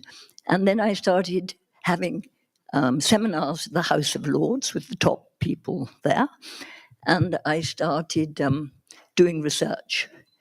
We did the first psilocybin for treatment-resistant depression, the first psilocybin-assisted therapy for overcoming addiction, the first LSD research with brain imaging and DMT with brain. Anyway, we did a lot of firsts, and that built up a database of how incredible psychedelics are in the world to bring about healing of, because we are in an epidemic of mental health problems, but also, I think, used at a microdose level, we can use these compounds for degenerative illnesses like Alzheimer's and Parkinson's and others. I've got 4 seconds to say. But anyway, what I want to say is I think psychedelics, as I said, are the technology of the mind of the future.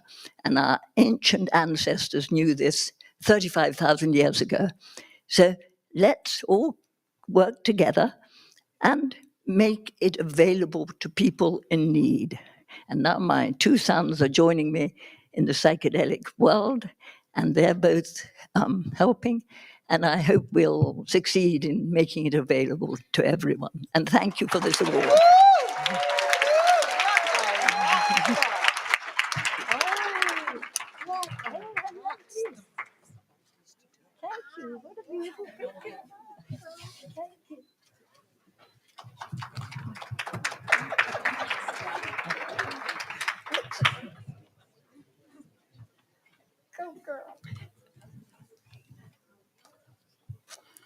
I would now like to recognize Lele Pons, who has brought awareness towards the plight of refugees from South America. Please join me in welcoming our Influencer Pioneer Award, Lele Pons.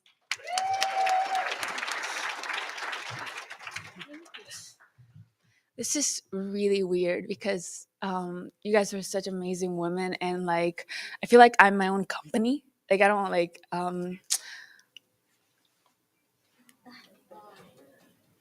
I'm so sorry. It's my first time doing this. This is so weird. You do it, baby. You do it. You got it. You got everything you need. It's so weird to get an award for something you love, you know? And I suffer of depression, bipolar, Tourette's, severe OCD, and I learned how to speak when I was 2. So I'm so bad at speaking, but the way I communicated was through drawings and doing physical stuff. So I didn't have many friends in high school. I did though, but not too many. And I communicated with Vine. So I started in Vine because, you know, I loved creating. I love art. I love creating. Oh, thanks. And thank you. And my way of communicating was to do physical comedy and storytelling. That's how I communicated because I was really bad at talking, obviously. So I did videos and it became a big deal and a big thing. It wasn't a thing to be an influencer. There wasn't a name. There was no name for it. So I did it. There's no like handbook. Like, you know, now everybody's like super talented and is an influencer. But in the moment, it was weird to be an influencer. It was like not a thing. And I did it anyways because I really did love making videos. So I did it and you know the followers came, but it wasn't because of that, because it wasn't a thing. It was more of like me doing something that I loved, a hobby, to distract myself from like, you know, all the like mental health issues that I had. And then I went from Vine to YouTube to TikTok to Instagram. And it's been a really beautiful journey. And the fact that I'm here, it's just really weird because I said, like what I said, I do what I love. And to be recognized for doing something that you love is just, it's the biggest award that you can get. And there's just so many amazing women out there. And I feel like we should do this like 3 times a year. Cause like, it's just, my mom is someone that I've admired. You know, she was a doctor that didn't do it for the money. Like she would like give out medicine for free and she would buy it. She was in Venezuela and she was a doctor. She was an amazing doctor. And I left Venezuela when I was 5, sadly, because I was kidnapped and it was very political and all that. So I came to the United States when I was very little, but thanks to my mom and to my family, I was able to, you know, move forward. I had a good life, to be honest. I know I'm crying, but like I had a good life thanks to my mom and my teachers and my therapist. Should be here. My therapist, like, you know, I'm very complicated. Like she, like, my God, she should win this award because like without my therapist, without my mom, like I literally would never be anywhere near where I am right now. And I did a mental health a series called The Secret, what was it called? Wow, I forgot. The Secret Life of Lily Pons, and it's on YouTube, and I talk about mental health because it's important to recognize mental health. It's like, I feel like you can go to school, you can have amazing grades, but if you're not stable, you're not going anywhere. You have to be mentally stable. You have to take care of yourself first. You can go to college, but it's what you do outside of college and outside of school that matters. And I feel like that's what everybody here did. You know, they took action. It's not just words. It's like taking actions, going places, creating like what you guys have created. That's why it's so difficult to talk after you guys. Why did I talk after you guys? Like, You're doing fantastic. thank you so much. So I feel very grateful to be here, and I'm sorry I cried. It's my first time doing this. So I don't like to talk about myself. So thank you so much for hearing me. I love you guys. Thank you. Oh, thank you.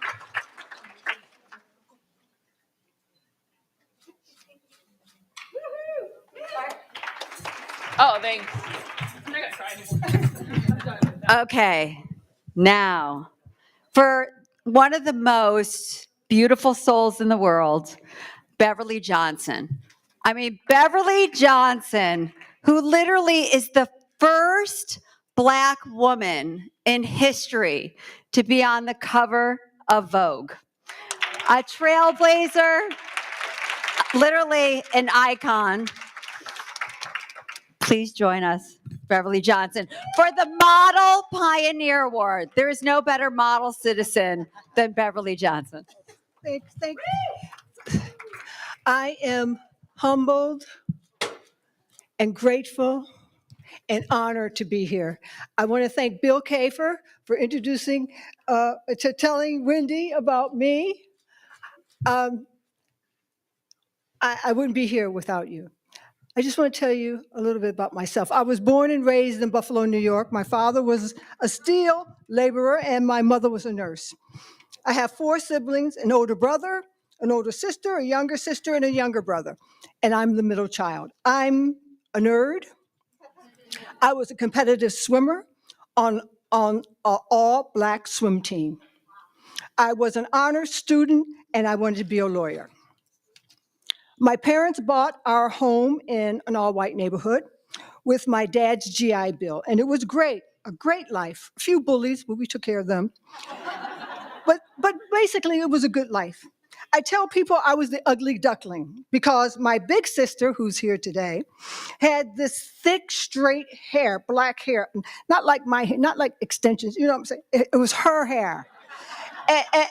And my baby sister, she was short, high yellow, with curves in all the right places. My baby sister had all the guys.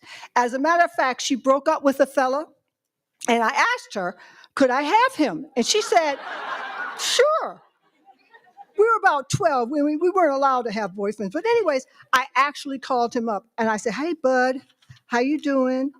You my boyfriend now.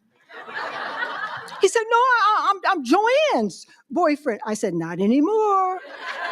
She dropped you. I had no shame because I had tunnel vision. I had laser focus about what I wanted to do in my life, and that was to become a successful lawyer.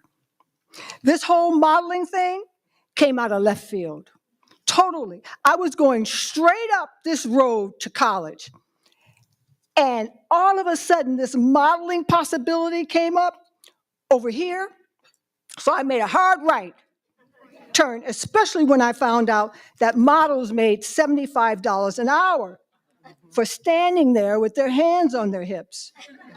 And my father made $75 a week in the steel mill. And they were struggling because the cost of living was going up, but their pay stayed the same. I seized that modeling opportunity, and I'm glad I did.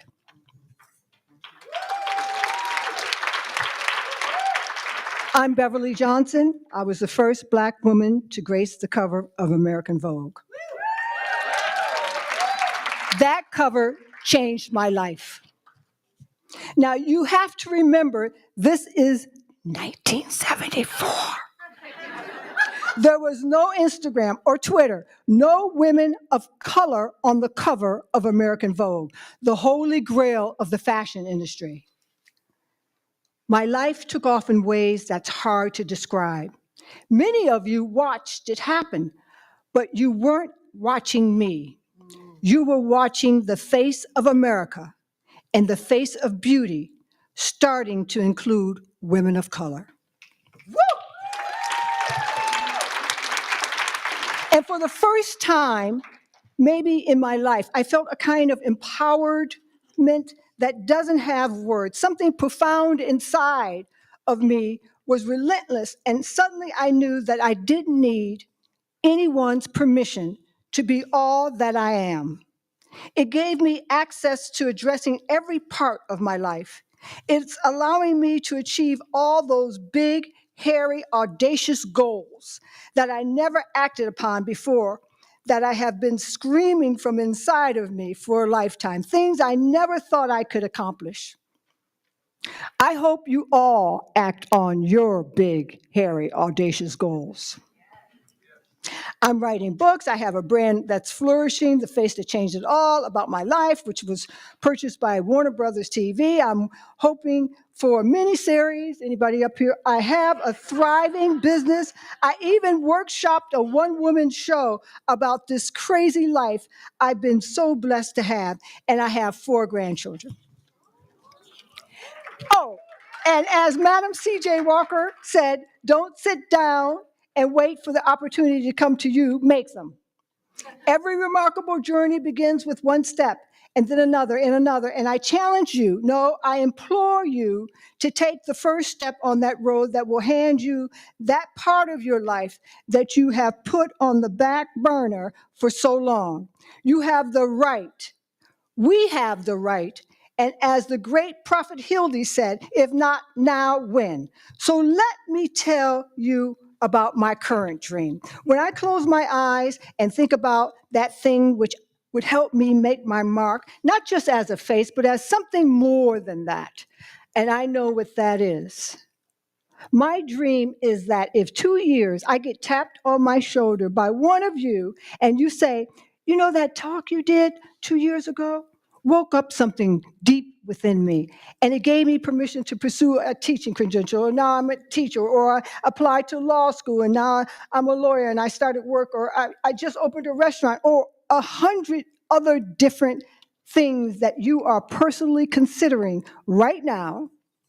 If that happens, if I get that tap on my shoulder, then I will have accomplished my dream during this part of my life. Shirley Chisholm said, I can. Maxine Waters said, I can. Madam C.J. Walker said, I can. Oprah said, I can. And I say, so can you. That is my vision. I also want to call my mentors and my friends and my support system. Nikki Haskell, please stand up. Everybody at my table, stand up, because I don't remember. Deborah Gregory. I have my therapist here, Anath. I have my agent here, Patty Singular. Who else is there? Diana, my niece. Please stand up. She's a new entrepreneurial out of corporate America. And Bill. And Sheila. Right, my sister with the straight hair, who has helped me through everything in life and who I love deeply. So also I would like to please ask you all to follow me on Instagram. I am Beverly Johnson. Thank you.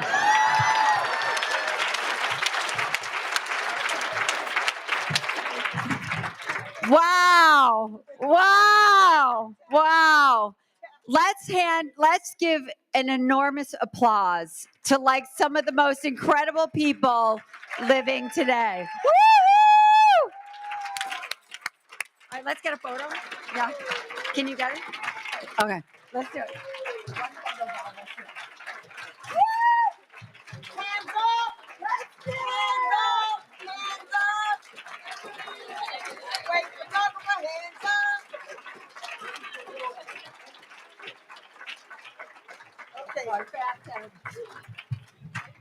We are now going to transition. Oh my gosh!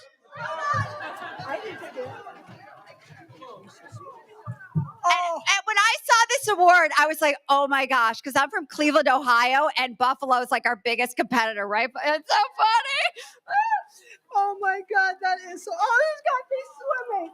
Buffalo, look at. And they got the hips.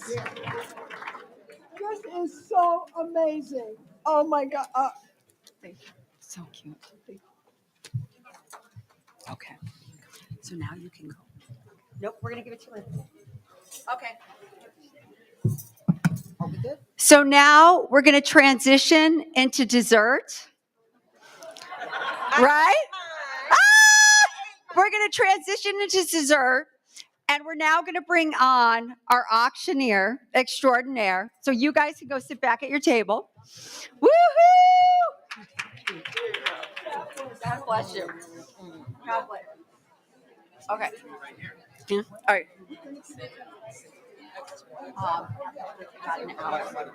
Okay, yeah. Okay. So everyone, we're going to bring on now our auctioneer.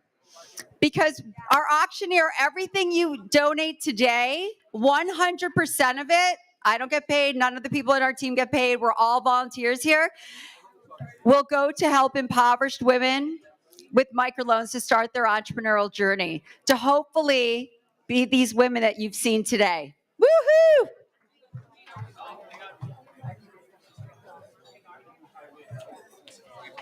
Yeah, let's leave one of the chairs. Yeah. For her.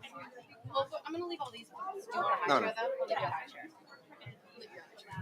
Ladies and gentlemen, my name's Keith, and I don't know if I can do as good a job with inspirational speaking as all these award winners here tonight. I was especially touched by Beverly. Thank you, thank you. We'll just give them a minute to sit down. We're going to auction off some unique items tonight. Are they up on the screen yet? Can we bring up the first item here? How many of you know about real estate today? Anybody know about real estate?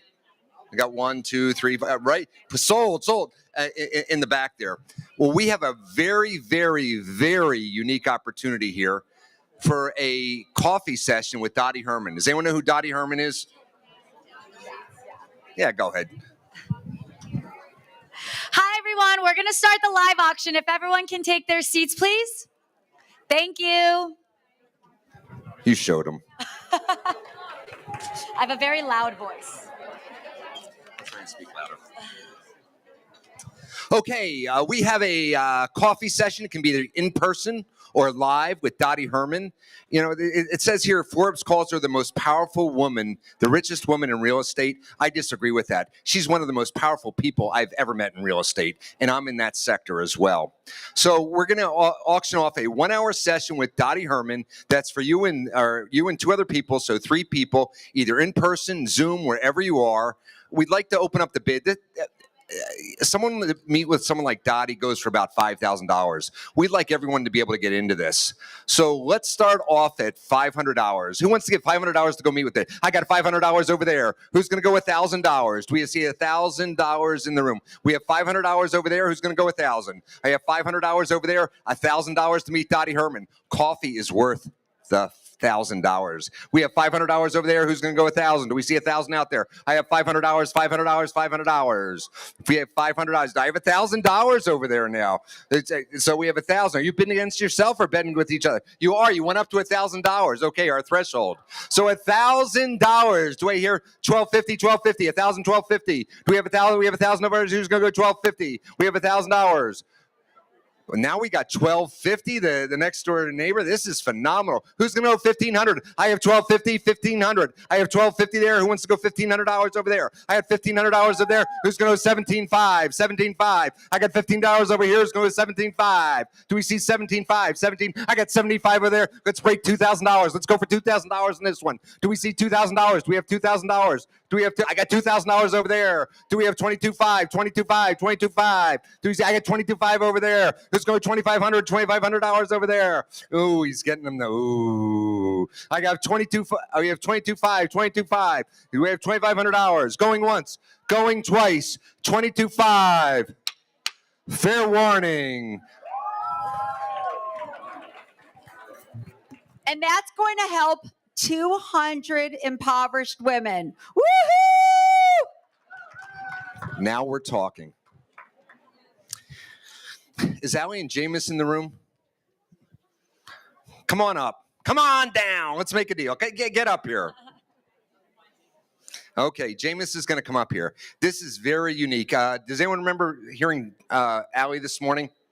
And you're going to meet his business partner. Here, he's here. Allie, to the front of the room.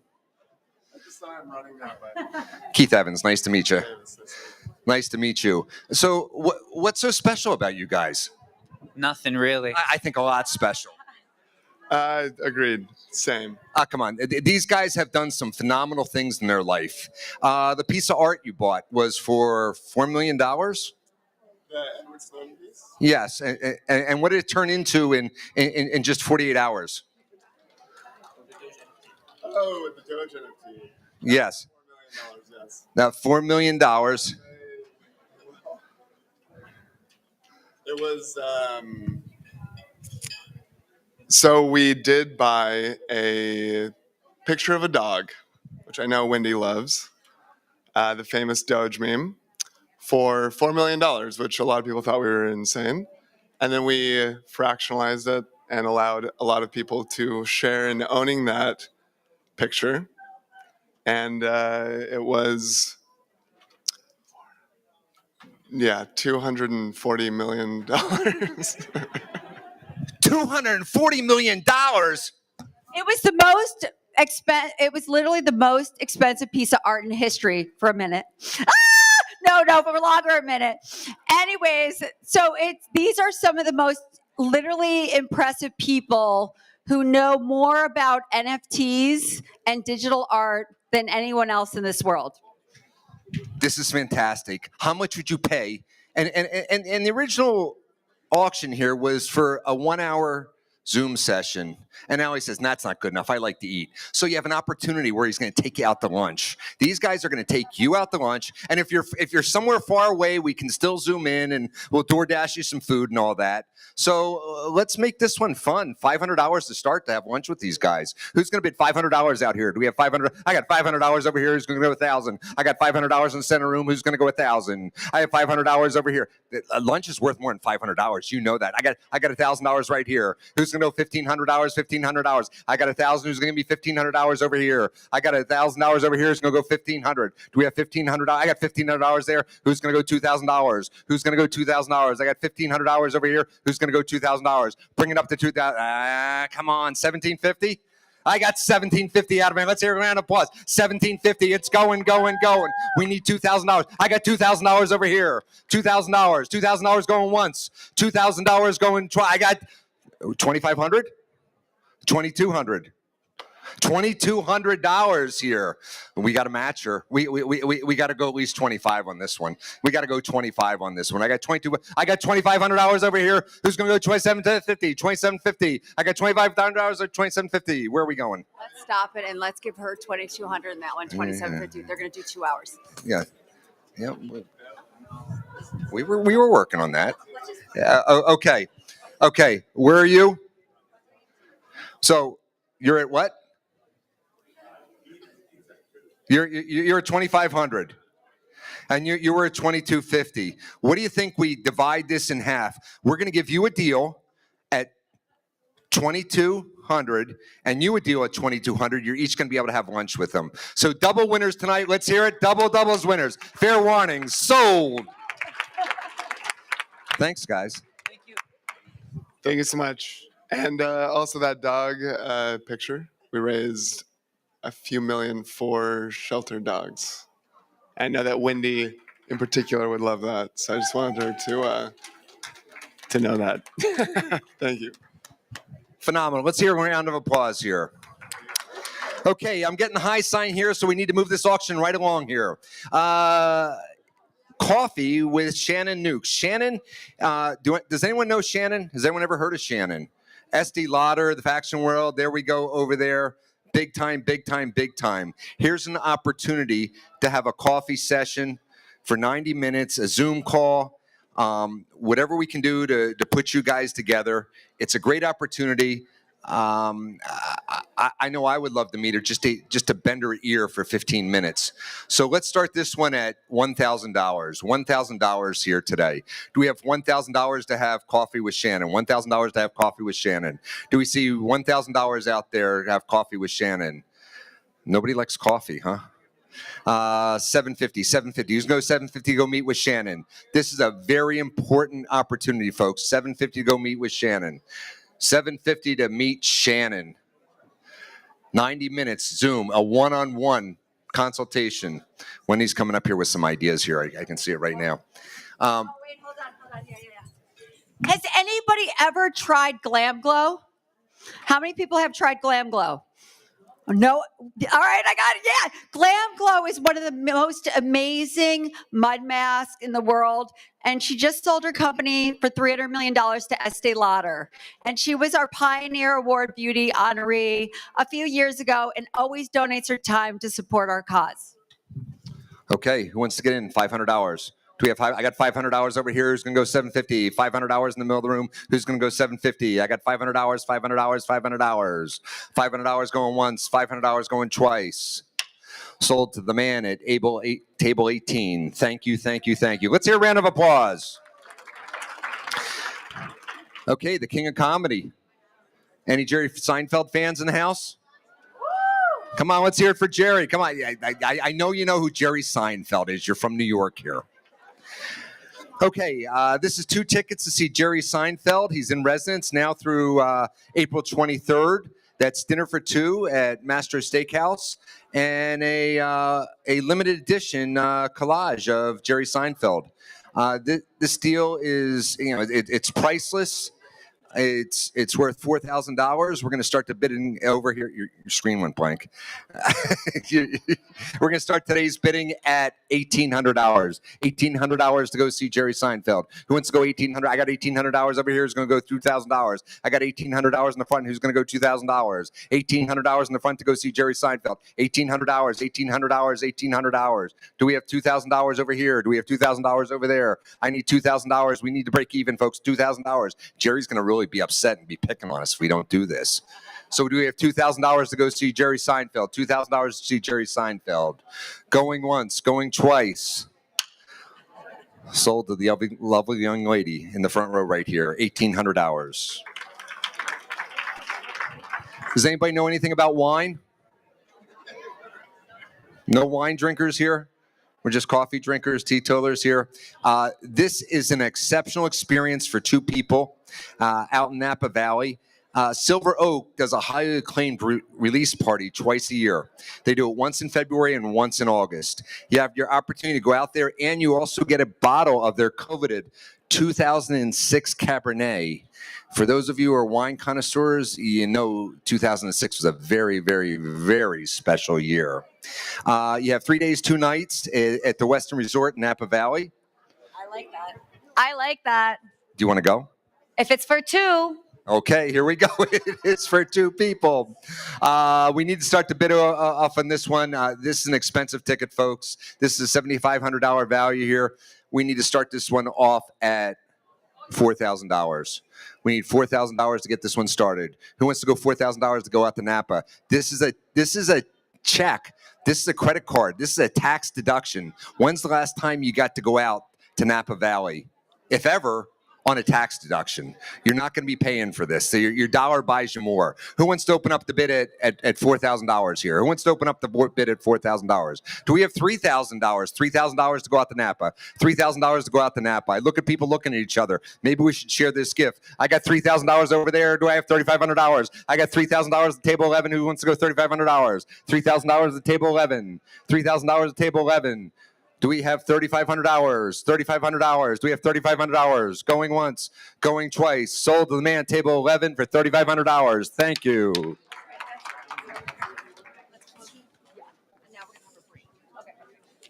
And thank you, ladies and gentlemen.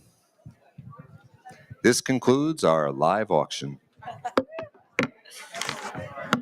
Thank you, everyone. We're going to go into a little networking break. Feel free to mingle, and don't forget to follow us on Instagram and Twitter at Women's E-Day, and check out the silent auction to my left. Enjoy.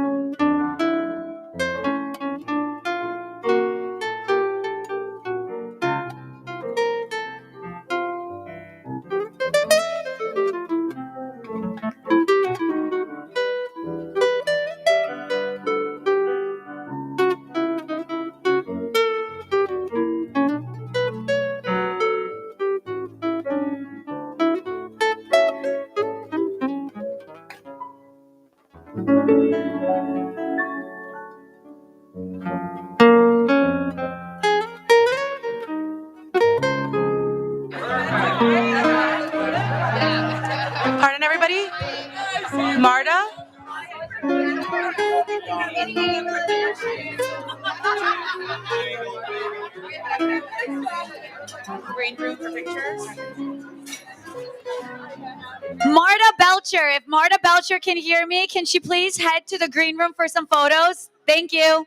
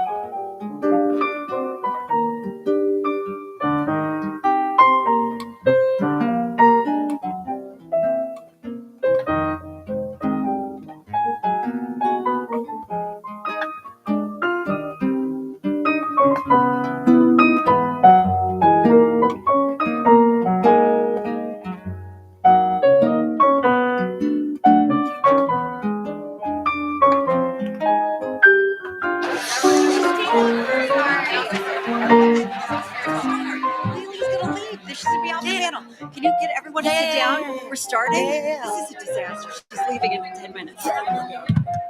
We've got to.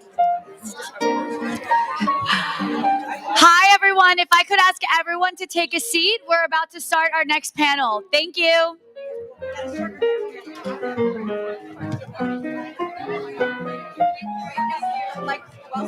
Yeah.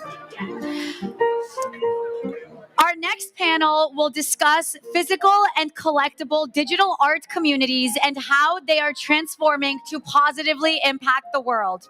Please help me welcome our moderator, Lauren Young, Digital Special Projects Editor at Reuters, Hall Rockefeller, James Johnson, Wendy Fisher, and Lele Pons. If everyone could please take a seat, we're going to start our next panel now. Thank you. Thank you, Wendy. Yeah. I am paging Wendy Fisher and Jameis. Someone could grab them. And Lele. Okay, Lele's coming. Wendy's coming. Great. Here she comes. Okay, everybody, please take your seats. Thank you so much. Quiet on the set, Lele. Perfect. We got you. Boom. Boom chakalaka. Hey everybody, I'm Lauren Young. I am an editor at Reuters, and this is my, I think, 8th year here at Women's Entrepreneurship Day. Woohoo! One big round of applause again for Wendy Diamond, who makes mountains. She moves them, literally. Okay, so I'm just going to launch into this panel. I don't like this very much. I'm going to take this. I'll stand here with you guys. Okay, we're talking about digital art. I'm going to start with you, Jameis, because you actually are in the digital art space. What is going on right now? Can you give everybody, you were saying you vacillate between being like a con artist and you say it. Well, I mean, it's I've been in the game for long enough. Great. That, you know, you have those moments where people think you're a genius, and you have those moments where people think you are a scam artist. And where are we right now? Are we in genius mode or scam artist We are mode? descending into scam artist mode. Got it. Very, very, very deep. I remember very vividly the moment I went back to my hometown in 2018, and one of my good friends was like, well, I guess that was a whole scam. And I remember that I was the guy that was always talking about the future and why crypto is so important. And I remember that moment just being like, I'm going to not talk about this for about a year. I'm going to cut it off for a little bit. But I think there's so much below the visual layer that everyone gets, right? There is deep, deep innovations in technology. My background is in machine learning. I majored in math and computer science. I don't think this is a fad. Okay. And I think that you see a lot of bad stuff. I mean, it's very similar to like spam in the 90s with email. And no one knew that what was happening, right? Pets.com is worth $500 million. Like, what's going on? Cute sock puppet. And I think it's very similar. And I think that it's a paradigm shift. I think it will connect individuals without intermediaries, particularly people in Africa, women, artists. Pleaser DAO, the majority of artists that we've purchased art from have been female. And it connects buyers and artists directly. Which is very cool. So the panel is about how art can be a force for good. Art has really been a force for good for eternity, pretty much. Hall, you're an art historian. Can you talk a little bit about how digital art can change the landscape for good? Yes, absolutely. So I am I run an organization called Less Than Half, which is dedicated to elevating the work of women artists, specifically through getting women to collect women artists. And I think looking at NFTs and the enormous and clear enthusiasm for them, whether, wherever we are in that waxing and waning, I think that a couple very clear messages were sent by people who were buying NFTs. And I think as a person who works in the traditional art market, we can learn from those messages. The messages, I think, were very clear, were art consumers, collectors, whatever buyers, whatever you want to call them, want to see prices. They don't. Price transparency is essential. That they want community and to connect over art.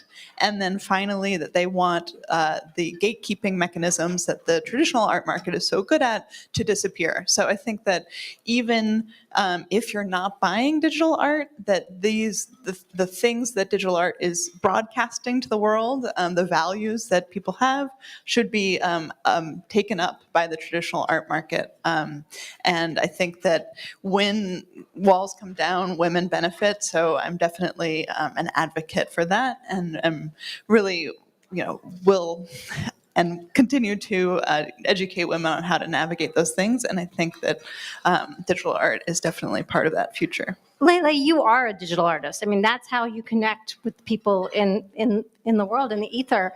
How do you think you could be who you are today if you did not have that digital platform?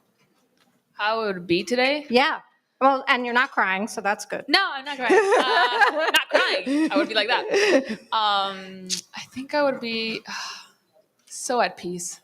Really? No, but seriously, I do love art, and I think that the art comes in different ways, whether it's music, TV, and movies, and creating content. And I think art is for everybody.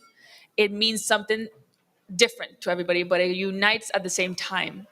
And it depends if it touches you. I can make a sketch or a YouTube video or content, and it has art to it. It has a meaning. I do usually relatable content, and it touches whoever has to touch, and it makes people not feel alone. And I think that art is something that has to touch you, whatever it is. And that's what I do. That's what I believe art is. And Wendy, you are an artist too, but you also work in the museum world. I'm curious to hear your thoughts on how museums can use that digital platform to connect with people in ways that they haven't in the past. Because before you would have to pay your admission, you'd go to the museum, you'd get your little button, the old days from the Met, if anybody remembers those little tin buttons.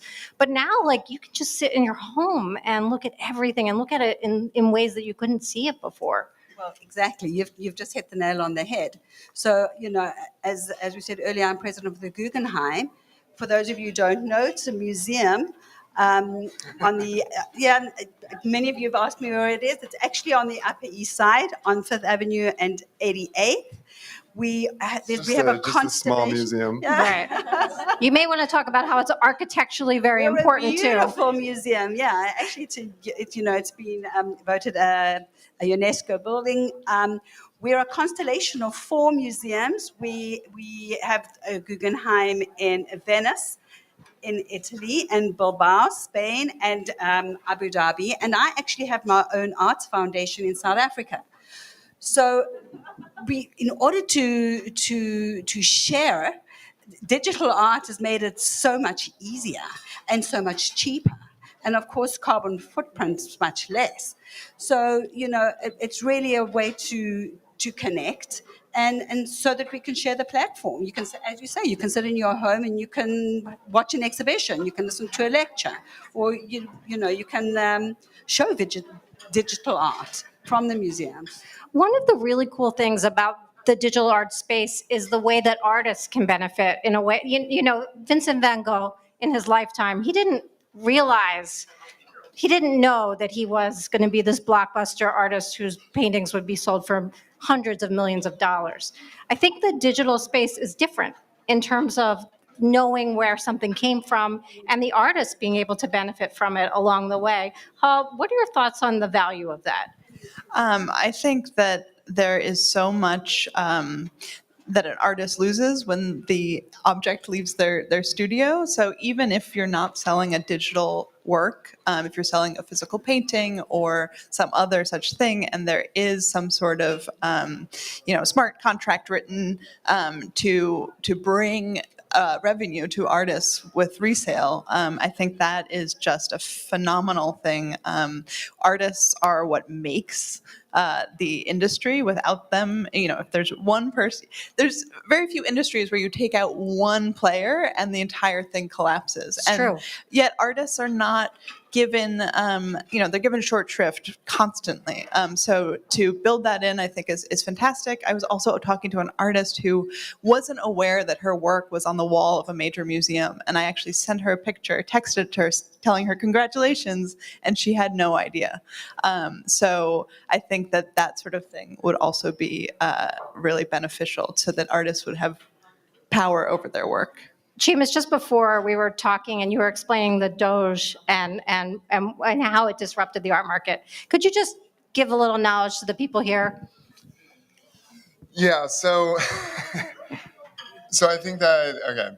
So we essentially fractionalize it, which is a common thing in traditional art markets where you can own a share of a piece of art. But those things are very gated, and you have to be in the know, and you have to have there are a lot of walls around this garden. But with blockchain, it allowed and enabled a lot of people to participate in owning something that they love. I'm curious, people who are here today, how many of you actually own or have a fractionalized piece of digital art? Raise your hands. Okay, so okay, now, how many of you have been to an art museum in the past month? How many have you bought a piece of art in the past year? Great, thank you. I mean, I think that one of the key components, one of the key value proposals of blockchain is that it's composable, and by that I mean the financial layer plugs into other financial layers. So in the traditional art market, you are allowed to take a Van Gogh and you are allowed to take a loan against it, or you are allowed to put it in an institution and fractionalize it. You're allowed to lend it. All of those financial constructs can be built into smart contracts. So if there is a piece of art that is valuable that's digital, you can now lend it. If it's a gaming asset, you can lend it to someone who wants to play with it. If it's a piece of art that's valuable, you can take a loan against it. If it is something that's enormously valuable, you can fractionalize it and people can all have some participation in ownership. But it's all on this medium where everyone can participate equally versus these walled gardens that are oftentimes, unless you live on the Upper East Side of Manhattan, I'm not sure if you're participating in. How many people live on the Upper East Side? Go ahead, Wendy, talk about it. Yes, exactly. Go ahead, Wendy, you can jump in, say it. No, I was just laughing because it can flow freely from one geography to the next in seconds. Right. Yeah, so I think we had a technological shift that was essentially the information age and information moving at the speed of light, and I think that people need to begin getting more comfortable with capital and value moving at the speed of information. These things are now digitized, and ownership is capable on the digital sphere, and transferring money to an artist in Africa can be one-to-one immediately.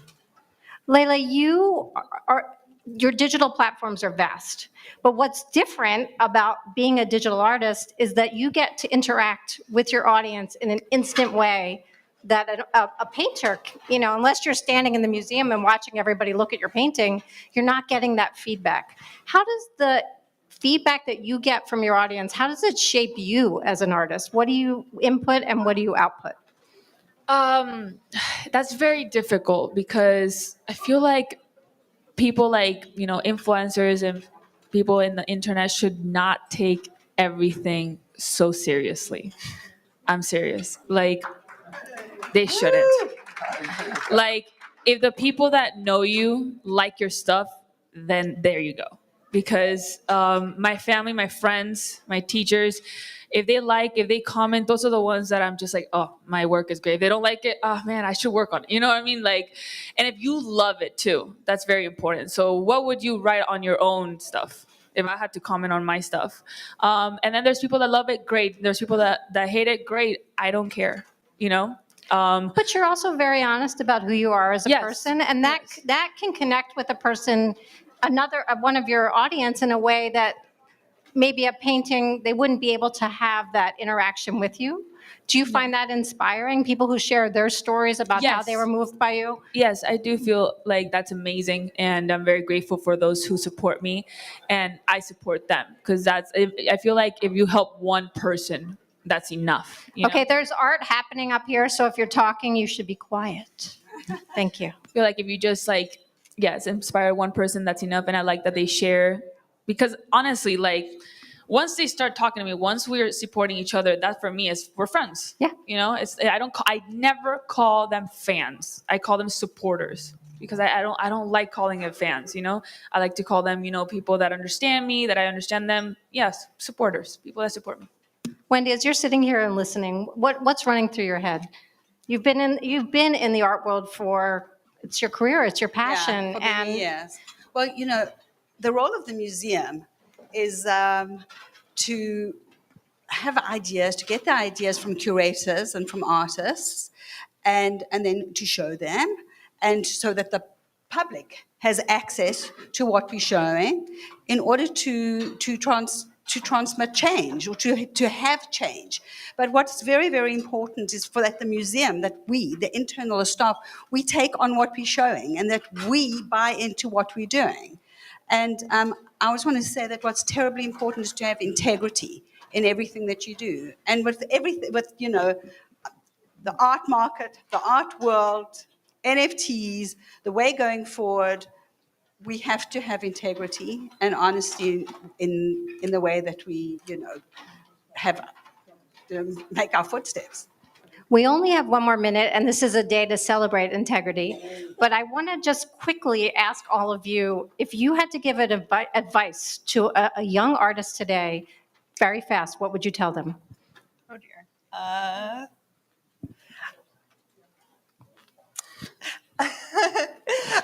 I would tell them that they don't have to go through the traditional routes. That there Art school. Exactly, that there are so many, more than ever. There's so many available paths to opportunity and success. Jameis, what's your advice?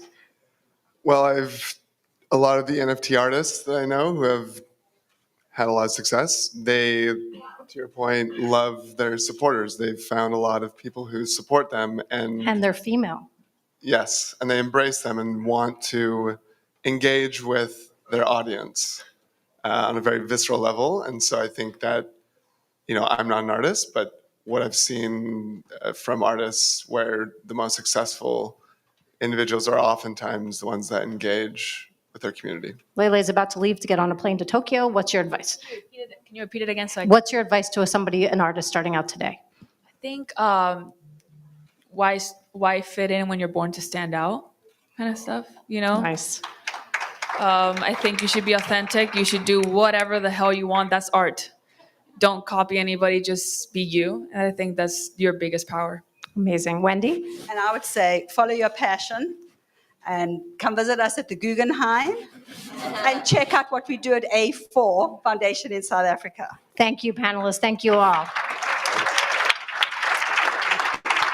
Thank you.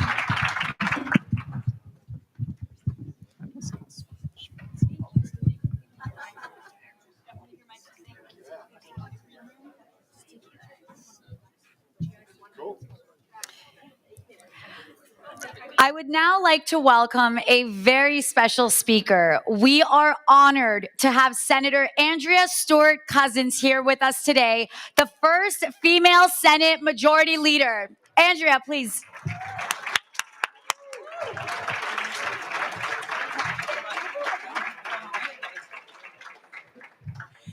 Is this not a wonderful, inspiring afternoon? Thank you, we do. Give them some applause, make them feel good. I met Wendy earlier this week. I had the opportunity to speak at an event that she was in attendance to. And at the end, she comes up with all that Wendy energy and she says, you have to come to my luncheon, you have to come to my luncheon. I'm like, okay, here's my card, let's see. And then she actually followed up, and because a lot of times people don't follow up, so everybody in this room knows that you have to, but sometimes they don't. So you get rid of a lot of people just because they don't follow up.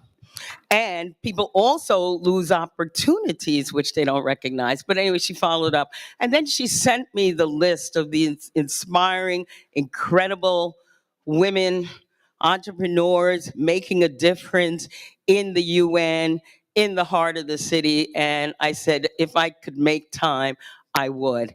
And I am not disappointed, in awe of every single one of you and everything you do and have done. And as I was listening to the stories, you always know that it's good when you can find yourself somewhere in there, with being inspired by Beverly Johnson, who again broke the barriers and allowed Black women to be beautiful, to, yes, thank you, Beverly. Very sure. Thank you. And the young up and coming people who are blazing new trails, and when I heard everybody from testifying to the New York Senate, I said, well, now I have to pay attention, because I want to make sure we listened. And somebody like Lily Pons, who started crying immediately. And then I remembered that I actually didn't speak in public because I had a terrible phobia until I was well in my 30s. So I say to you, whoever you are today, there is more to you. And the fact that, again, when I was growing up, when Beverly was growing up, we didn't see that many role models. And most women, you had a slot. You'd be a nurse, you'd be a teacher, you'd be trained to be somebody's great secretary, and that was what you did.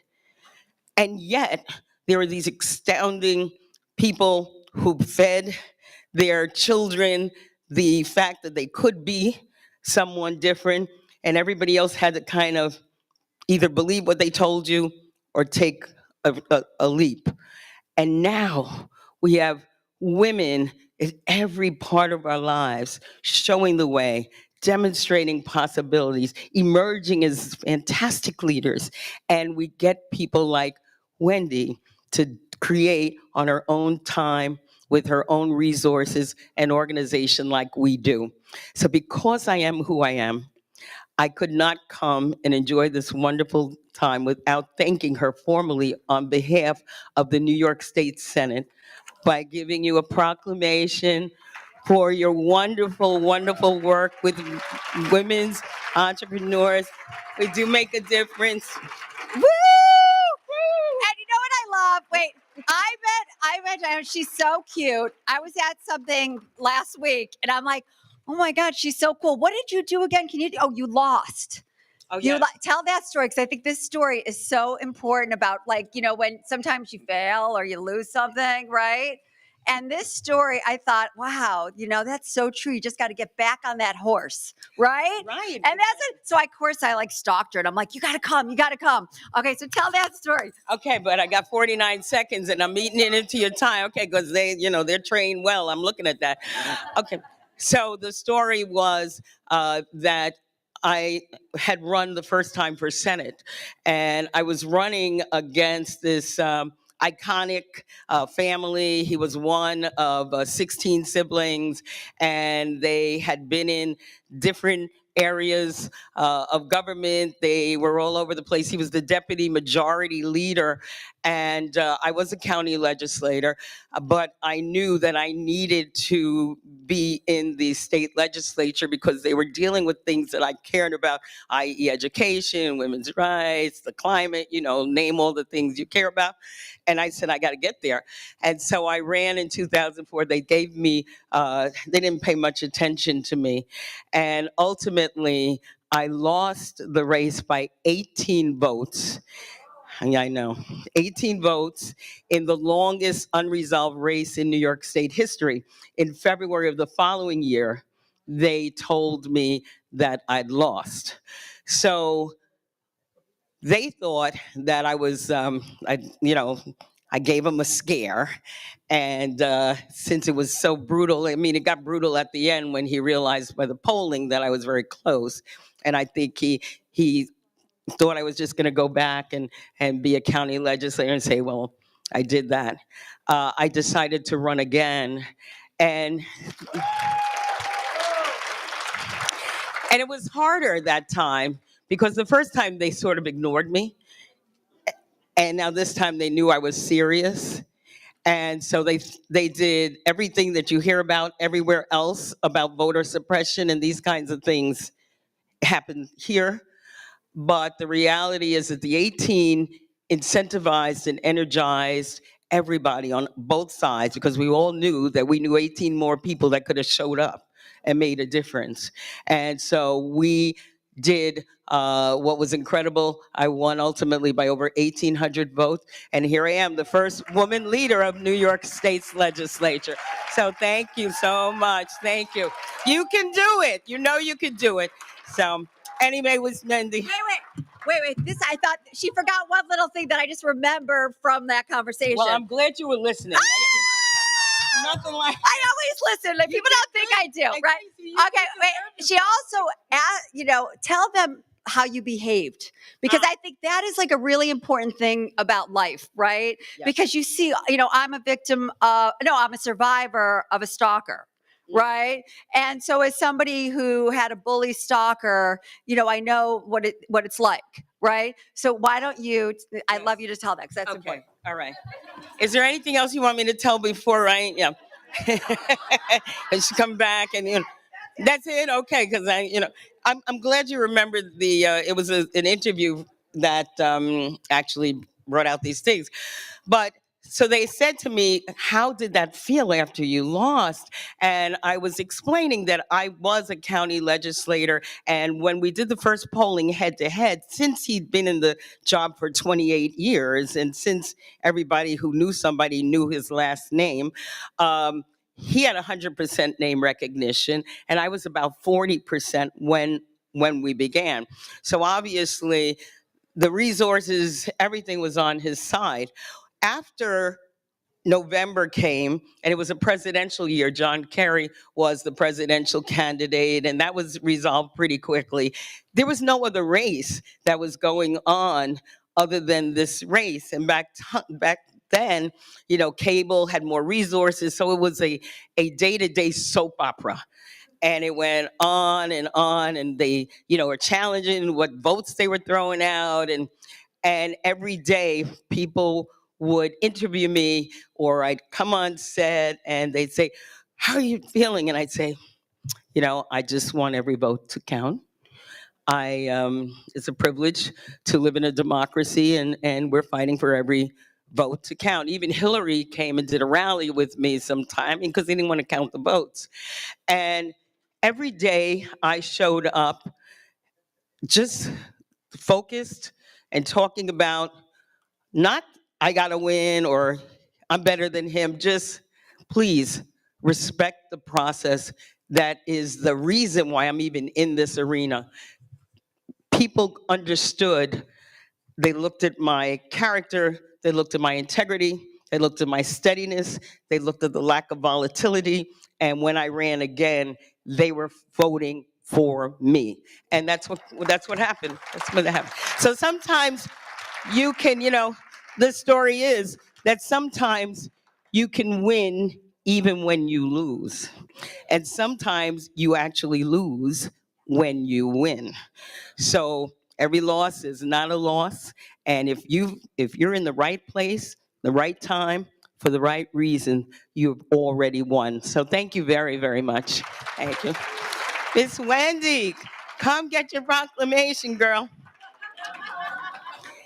So I'll just read the last resolve that I, State Senate Senator, Senate Majority Leader Andrea Stewart Cousins, join in celebrating Women's Entrepreneurship Day organization and its founder, Wendy Diamond, and will join with the residents of the state of New York to proclaim this day, Saturday, November 19, 2022, as Women's Entrepreneurship Day. Thank you, my love.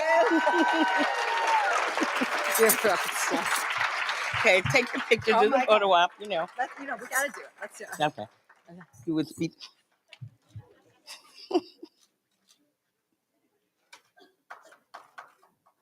Perfect. We got it. Perfect. Thank you.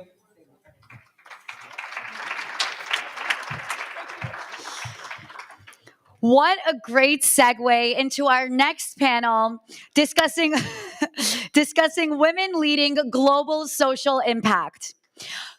From climate change to health disparities to human rights, women are paving the way and solving the most complex global issues.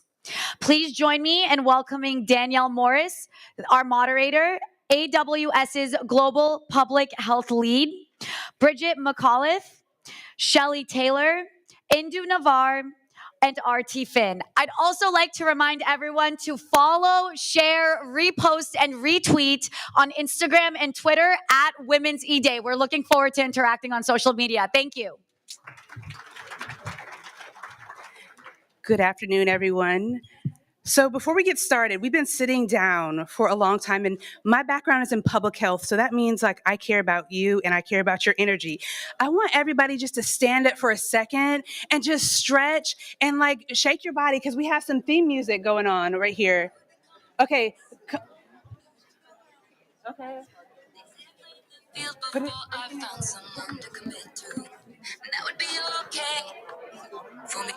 Okay, shake. Every conquest I had. Everybody lift your hands up.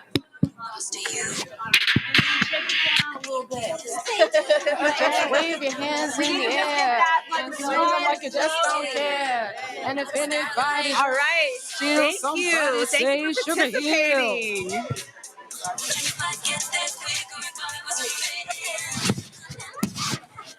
Thank you so much for participating. We just need to get that like that blood flowing. It's just been like pooling down at our feet, you know.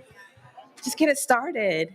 So everybody, I am so excited to be here. My name is Danielle Morris, and I am the Global Public Health Lead at Amazon Web Services. And this is our second opportunity to highlight and amplify the incredible work of women who are using technology to advance global social impact. I am so incredibly honored to be a part of an organization such as Amazon Web Services that is committed to amplifying the voices and the stories of women and underrepresented voices in technology. So without further ado, I am going to ask that my panel introduces themselves and tells us a little bit about their journey to why they decided to leverage their voice and their passion to use and improve the outcomes of populations around the world. So, Indu, may I get you to introduce yourself? Well, first of all, thank you for having me here. My name is Indu Navar. I'm a tech entrepreneur. I'm an electrical engineer with the computer science masters. I was one of the founding team of WebMD. And also I started my company called Cirrus Corporation, which I founded, and I was CEO for about 12 years, which I exited in 2013. And since then, I've been advising and investing in companies. An unfortunate situation brought me here. My husband was diagnosed with a neurodegenerative disease, who was actually one of the co-founders of AWS. He was there for 18 years at Amazon. Unfortunately, we lost him to ALS in 2019. And I just felt a huge disservice was done for him and our family. That is, everything we have built as technologists, everything we enjoy today in our lives as technology, has not entered healthcare. We started WebMD in 1996. And 99, when we went IPO, I said, things must have changed from that time. Not much. So here I am. I started Everything ALS, which is Peter Cohen Foundation, to keep him alive through our work to bring technology to neurodegenerative diseases. Thank you. You're going to get chills listening to these stories, so make sure you listen. So, Shelley, can I get you to introduce yourself? I am Shelley Taylor. You can tell I'm a dance fanatic. I don't need music even to dance. So my company's Trellis. It's humanitarian and public sector software, supply chain, logistics, and that kind of came about randomly through having, I think all of us had some personal story here. I had a son who died at 32, 14 years ago, and I read this book that said, you know, of all the mothers who lost all or their only child, at 7 years, you're either going to begin to live again or you're not. And I'm like, I'm going to be one of those who does. And on the seventh year death day anniversary of my son, I just had seen that little boy Aylin on the beach, the Syrian child who washed up on the beach. And I just had this flash that I could make, because I've been in tech since tech existed in the 90s. And I thought I can make an app for people like his family, refugees and migrants, who can find this help they need when they need it. And that was just like some kind of a calling. So a lot of what we're doing is not really necessarily about money, although I'm a very big capitalist pig and have been my whole life. One thing I wanted to say, I really am into money. And I have a little problem with this whole social impact stuff, because sometimes it's like taken as something else. But literally building the railroads, all that stuff had a social impact, but it was also a bunch of capitalists, mostly men, who did that. So I think we're all doing amazing things too. But I wanted to say a couple of things about my history, because normally I am the oldest person in the room. And today I've been so thrilled to find all these women my age and older here. And there's probably some men too. That's really exciting to me, because I think that the biggest taboo I've seen has been against age, even though I'm a Black woman. Being old has been the worst in tech. So I'm the person who started socially responsible investment in 1984 in the institutions like Prudential and Shearson Lehman Hutton. And then in 1990, corporate social responsibility. And then in 1996, I created user interface, all the language we know about the internet, like global navigation, breadcrumb, all those words I created. And why do I say that now and take a little bit too much of my time? It's because I was told by a female venture capitalist last year when I was raising money, and I decided not to at that point. She said, no one's going to believe it when you say that. And that is a problem. That was a woman. She said, no one's going to believe that's really you. So I wouldn't talk about that, because it had to have been a man who did it. And I'm like, this is a woman. And she's telling me to lie about who I actually am, and that nobody would believe it. So I'm thrilled to be in this group of women. Thank you. Thank you. Valencia. Hi, I'm Valencia Taylor. I am the head of marketing and communications at APDS, which is a public benefit corporation. We're also the only B corporation in the corrections reform space in the United States. And my journey here started in 2020, because I was running my own marketing and communications firm for over a decade. I also have a wellness brand, a deodorant, plant-based, zero waste, shameless plug. But I started the process in 2020 after a long career in CBG, and I just wanted to do something a little more meaningful. I wanted to do something that had a lot more impact. And so I joined APDS, and our mission is to help break the cycle of incarceration. Thank you.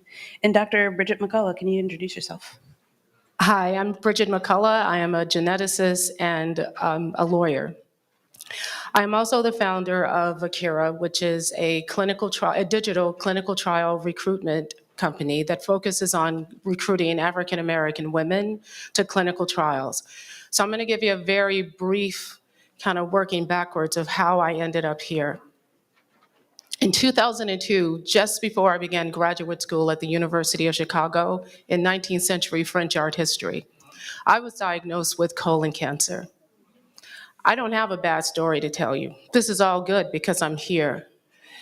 It's not only in my colon, it was in my reproductive organs. By the way, I have a 16-year-old daughter. It was in my digestive system. It was on my gallbladder, and my GI surgeon told me, if it's on your liver, we'll just cut your liver in half and it'll rejuvenate itself. So everything that happened was unbelievably stunning to me. The fact that my grandmother died from colon cancer 7 years prior, the hematologist-oncologist told me, we're gonna contact the pathology department of the hospital where she died, and we're gonna get her cancer cells and measure those cancer cells against yours to see if they're the same. They weren't. The treatment that I got that not only saved my life, there were 8 doctors, surgeons, clinical researchers, and specialists, all at the University of Chicago, that were a part of a team that was solely committed to keeping me alive, and not only keeping me alive, but maintaining the integrity of my reproductive organs, my digestive system, as well as my life. That doesn't happen for Black women. When I was in the hospital, and they were doing everything they could to diligently and very beautifully, may I add, to the tune in the backdrop with Charday Plan in my surgery rooms, in my recovery room, in the ICU. It was just awesome. This was during the holiday season. But there were 3 Black women that had the exact same thing, and they died that holiday season. So when I went on to a very successful career as a 19th century French art historian, spending 2 years in Paris, my work is a part of the documentation center at the Musée d'Orsay.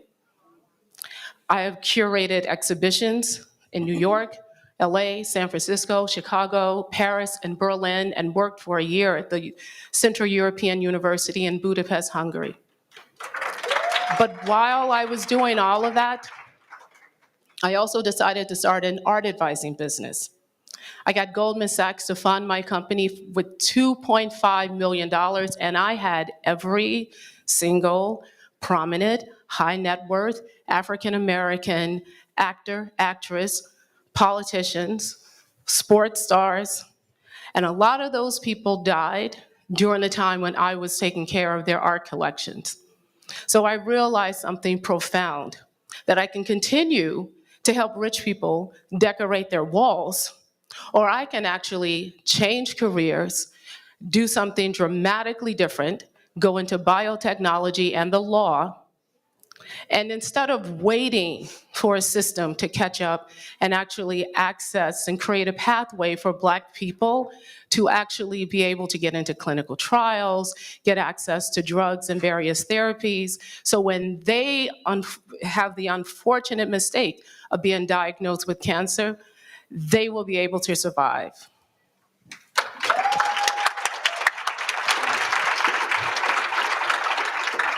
Thank you so much. Question for you, Shelley.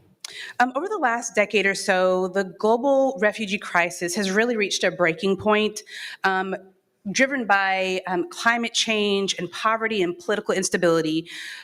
How are you leveraging data or technology to anticipate the needs of refugees and link them with the services offered by global humanitarian relief communities? Well, that's a big question.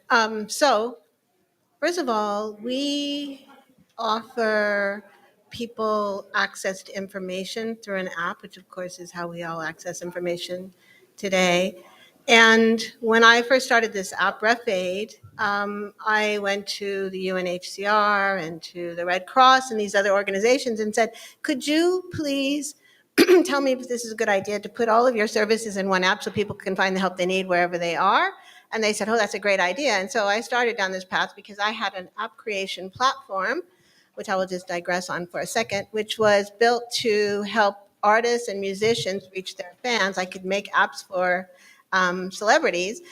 But I kept telling people that they needed to own their own data, and this is before Cambridge Analytica, and it's when Facebook was taking everything, so I was happy to hear those stories this morning. Nobody really thought it mattered to own your own data. So I had this platform that made apps really quickly and easily, and I'm like, oh, well, I can make an app for refugees over the weekend, which we did. And I thought it would be easy to get the information from the NGOs and the government into this app. I had just had to give them an entry, way to list it on the website. But I found out they didn't even have a list on paper, let alone Excel spreadsheets.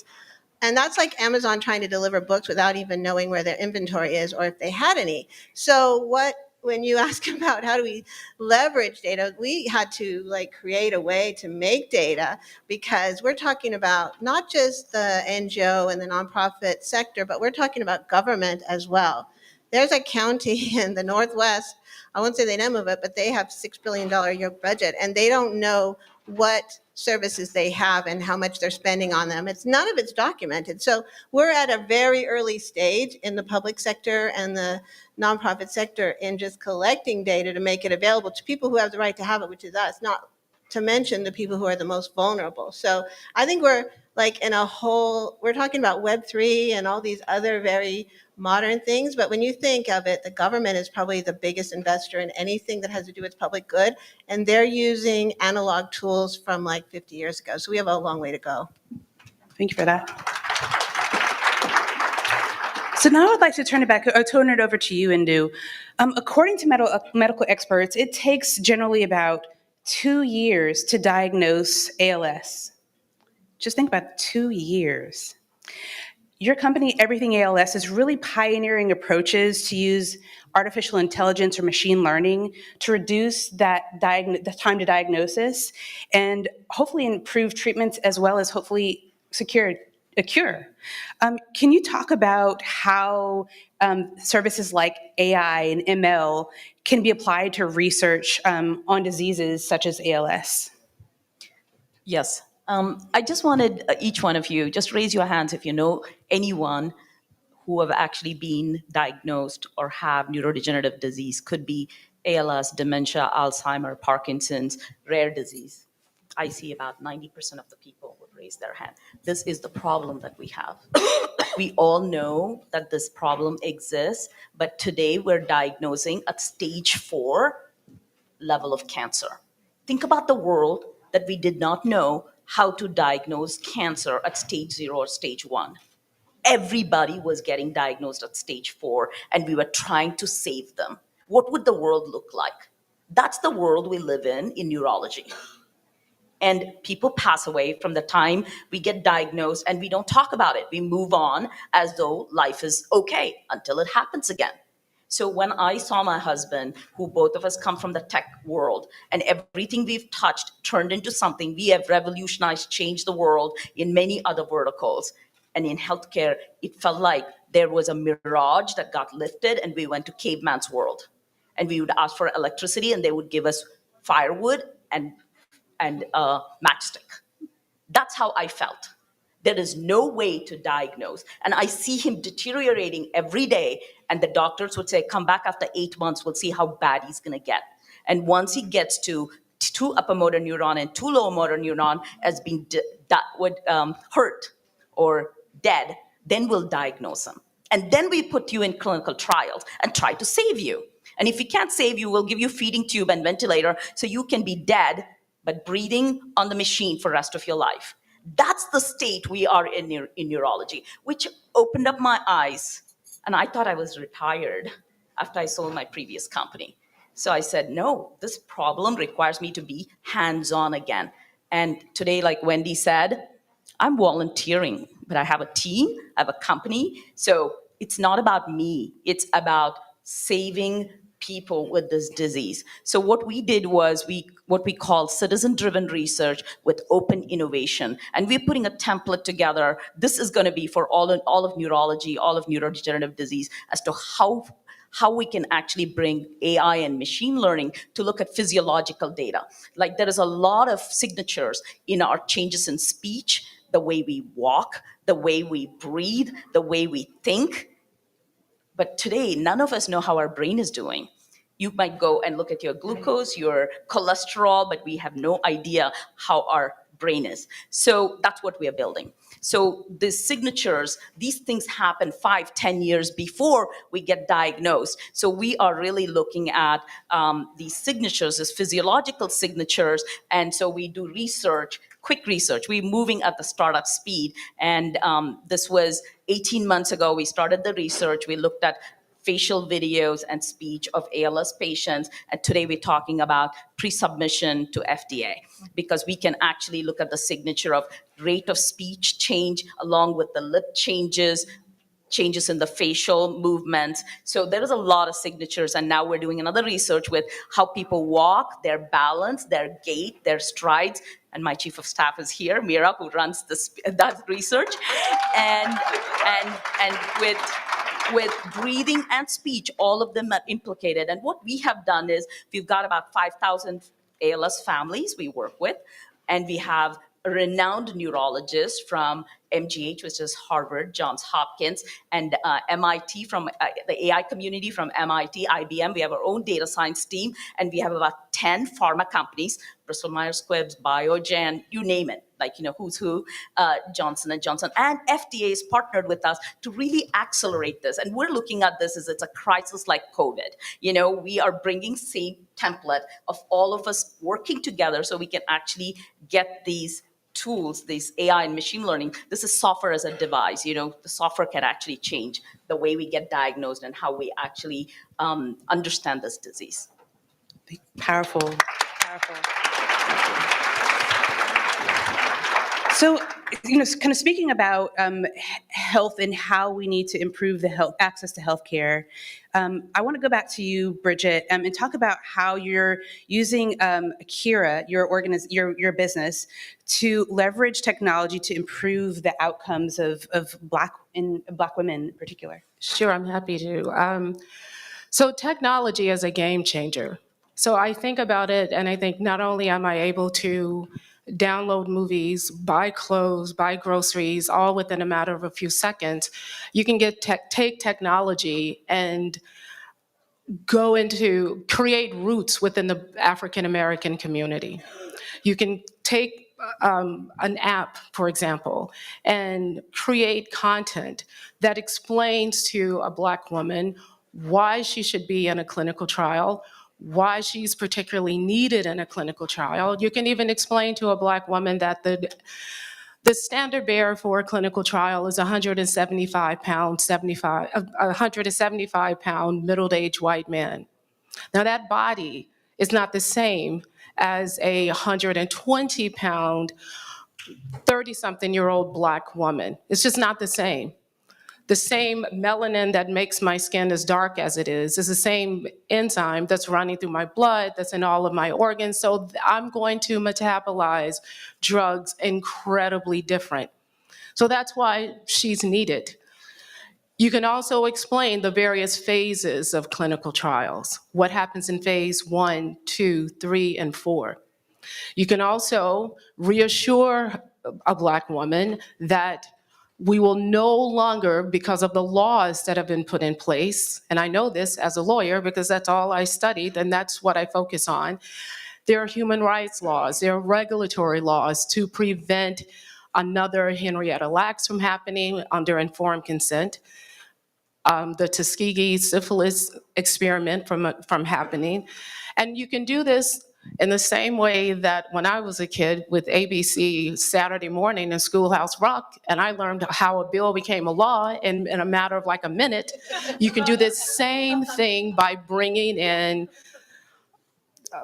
famous people, popular people to tell this story.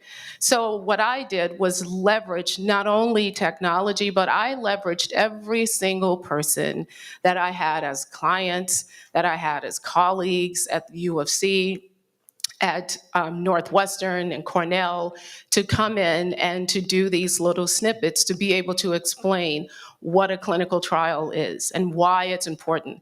One of the other things, and I'll make this part really quickly, because of the relationship that I had with luxury brands as a curator and as an art historian, I partnered with Louis Vuitton, Moet Hennessy, Estee Lauder, brands of La Mer, Tom Ford, and Joe Malone. And before the pandemic, when I was doing all of this via analog and having Black women and some Black men, which I've gotten a little under 10,000 Black people signed up as members of Akira, ready for a clinical trial, to self-complete a health and medical history forms, social and cultural behavior forms, something that's never been done in the United States, if you can even believe that. Had them to do that. And how did that happen? Inside of a Louis Vuitton flagship store on Michigan Avenue in Chicago. It's extremely difficult to feel depressed about your health when you're drinking champagne and you're buying and getting Louis Vuitton and everything else. So that's the key, because I know how it makes me feel when I'm in those stores. And I was able to get people to to fill out a 150 data set point survey for them. So what I decided to do with Akira is to basically create in your hand Wakanda forever, to create Verbanium and that system that those people live in, and just do it virtually. And you can do that with digital technology. Thank you so much. Valencia, I want to, the work that you're leading at APDS is really seeking to transform the American criminal justice system. How's APDS using technology, or where are there opportunities to use technology to completely upend the system? Yes. So one of the big things is that the United States has a very serious problem with incarceration. It is normalized. America, the United States, is the largest incarcerator of people in the world. So we incarcerate more men and women than any other country in the entire world, which is ridiculous. We spend $182 billion on incarceration every year. There's 2.2 million people arrested. I'm sorry, they're incarcerated in this country, which is atrocious. So we have to do a better job of not normalizing mass incarceration. We do a few things to help break the cycle of incarceration. Our mission is, and our vision is that every justice impacted person will have a living wage career, because your chances of having a career when you reenter society will reduce your recidivism rate. And so that's really important that we have education technology opportunities. We've done a few things. We're leading the way with Massachusetts. So Massachusetts and APDS, as well as AWS, have combined forces. In July of this year, Massachusetts signed a bill that everyone in the state, statewide, day one, will have access to education. Right now, only 17% of the people that are incarcerated have access to education while they're incarcerated. So yeah, that's pretty astounding. And so what we're doing is we're throwing away the key. We're actually creating an environment that we're saying it's okay that you are warehoused, and we are not interested in investing in education technology. So what we're doing and where the opportunity is one-on-one. So instead of this mass classroom where people are housed and it's a very limited opportunity, we provide tablets and we provide specifically designed training courses and curriculums, from GED to advanced courses to rehabilitation to certifications like the one we just recently did in DC, which was a pilot program with AWS. So we did a cloud computing certification program. 85% of the people in the DC jail that took the course passed. And we're going to expand that course in 2023. So we're really excited about that. We use platforms like Chime. 90% of our platforms, our education technology platforms, are run through AWS platforms.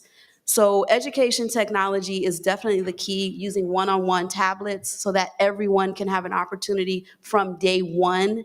And so we're really pushing that charge of advocacy after Massachusetts to get every state in the country to, invoke the law, like the policy, that day one access for education.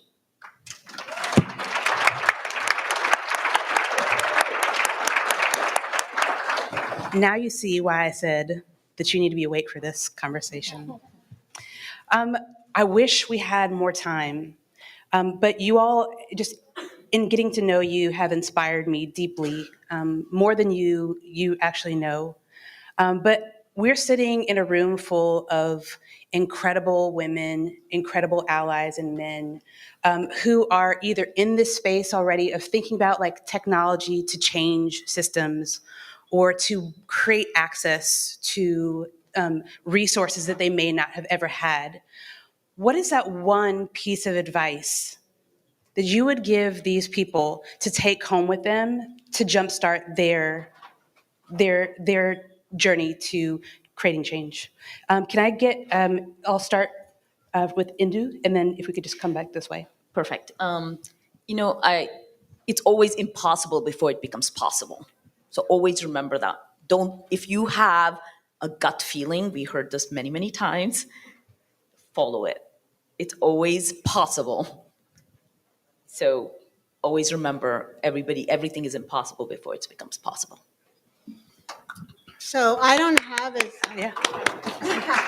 I'm not quite so optimistic and positive. We heard a lot about how women have such little access to financing, and yet, as you can see from the women we heard all day today, women are doing amazing things, and they are not able to access the resources they need in order to do more of the amazing things that we need. So my advice, I think, to young women is to not look for funding from venture capitalists and outside funding, to just bootstrap your way into success, because I've wasted a lot of time in my life trying to find money when, like less than 2%. I think it's way less than that. I think that's an inflated number, but it's such a small chance of raising money women who invest and social impact funds tend to be more risk averse. And so the big ideas that we as women have, which are solving real problems, are even less likely to get financed. So I think the practical thing I would say is just bootstrap and eat what you kill, and don't waste a lot of time trying to get somebody to give you money. Valencia. Sure. I love what you just said, Shelly, who's my sister because we have the same last name. Just discovered that. My philosophy has always been as a founder of agency and starting my own business, and even with APDS, sorry, is to do, to be, and to go, right? So just do the research, do the background, like understand the business that you want to get into, understand the purpose and the proposition that you're trying to do. Also to be, which is to believe in yourself, because that's half the battle. Just believing in yourself and what your property is, and then just go, like she said, just go and do, because if you wait for the investor, it may not come, and the opportunity will pass, and you'll still be talking about this goal that you want to achieve. So be, do, go. Dr. McCullough.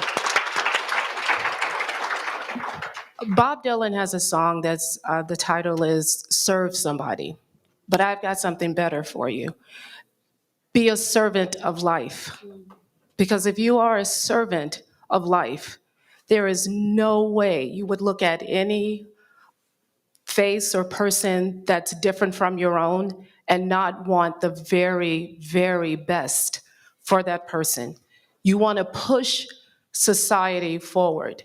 My advisors, from the doctors and surgeons that I was with to the professors and the curators that guided me, all the way to my grandparents that guided me through my life, was to push society forward. And every one of us have the ability to do that. Thank you.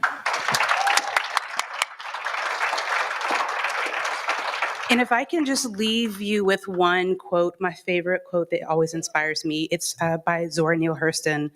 She said, "Jump at the sun, you might not land on the sun, but at least you'll get off the ground." So I really hope that you all take a message from these inspiring women and the women that you've heard today to really create change, because each one of us has that power. And as someone said earlier, 1 + 1 is 11. Thank you.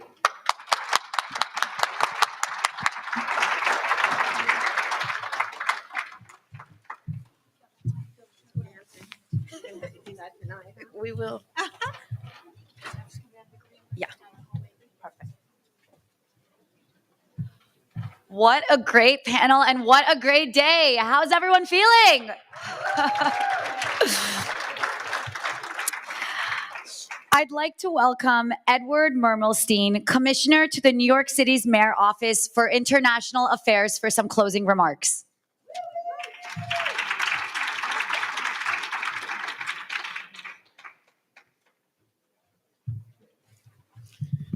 Thank you, Christina. Good afternoon, Excellencies and distinguished guests. It's a pleasure to be with you at this important gathering. My name is Edward Mermelstein, and I represent the Mayor's Office of International Affairs for New York City. Thank you to the organizers, including Wendy Diamond, for extending an invitation to New York City. On behalf of Mayor Eric Adams and the entire administration, congratulations on another successful summit.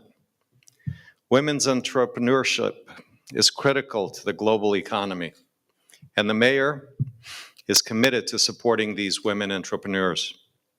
As a city, we know the impact of entrepreneurs, the impact that these entrepreneurs make across our 5 boroughs, and we have invested heavily in supporting their personal and business growth.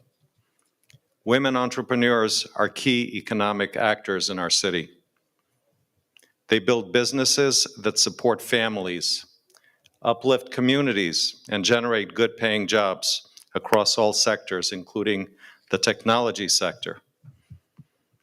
Let's discuss some numbers here. In 2015, statistics show that New York City had 359,000 women entrepreneurs. including over 190,000 people generating $50 billion annually in sales. The research also showed that men owned 1.5 times the number of businesses, had 3.5 times the number of employees, and generated 4.5 times the amount of revenue. Through small business services, we created programs to close this gender gap and tailor tools and programs to support women entrepreneurs. A key program developed is Women Entrepreneurs New York City, also referred to as We NYC. Through this program, our entire city can support women entrepreneurs by providing legal help, business development, and other professional workshops, licensing support, access to funding and government contracts through the minority and women-owned business enterprises, as we refer to it as MWBE process, and network building through mentorship opportunities. These efforts have accelerated women entrepreneurship in New York City. The number of women-owned businesses in New York City has grown to more than 587,000, the most of any city in the United States. Women entrepreneurs across our 5 boroughs now employ more than 321,000 people and generate more than $71 billion in sales. This past summer, Mayor Adams and the Small Business Services Commissioner, Kevin Kim, also announced that the City of New York had exceeded its goal of awarding $25 billion in contracts to minority and women-owned business enterprises. By fiscal year 2025, 3 years ahead of schedule, this all took place. This is how we get stuff done for women entrepreneurs, and this is just the beginning. Thank you once again for inviting myself to this wonderful event, and I look forward to seeing all of you next year. Thank you.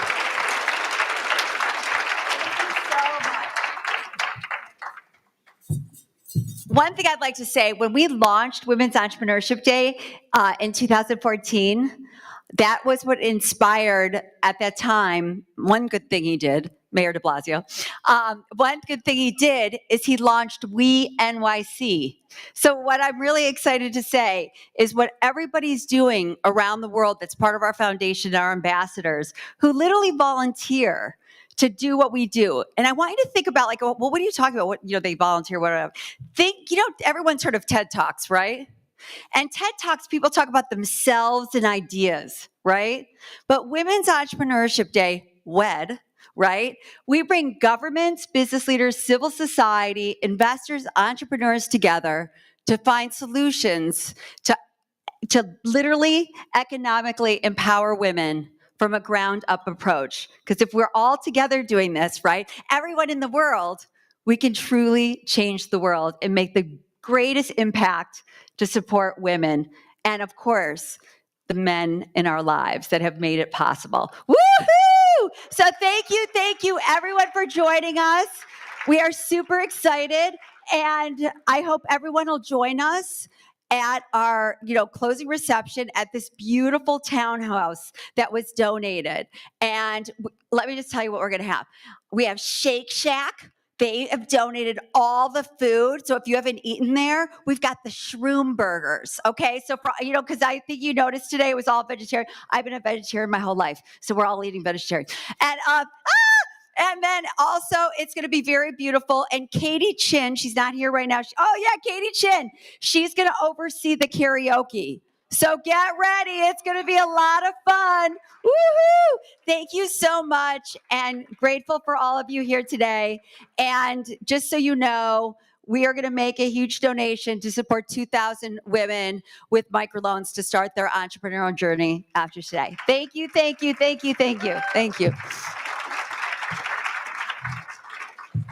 Oh, that means it's over, by the way. We're done. We got to get out of here, right? Because that's what we have to do.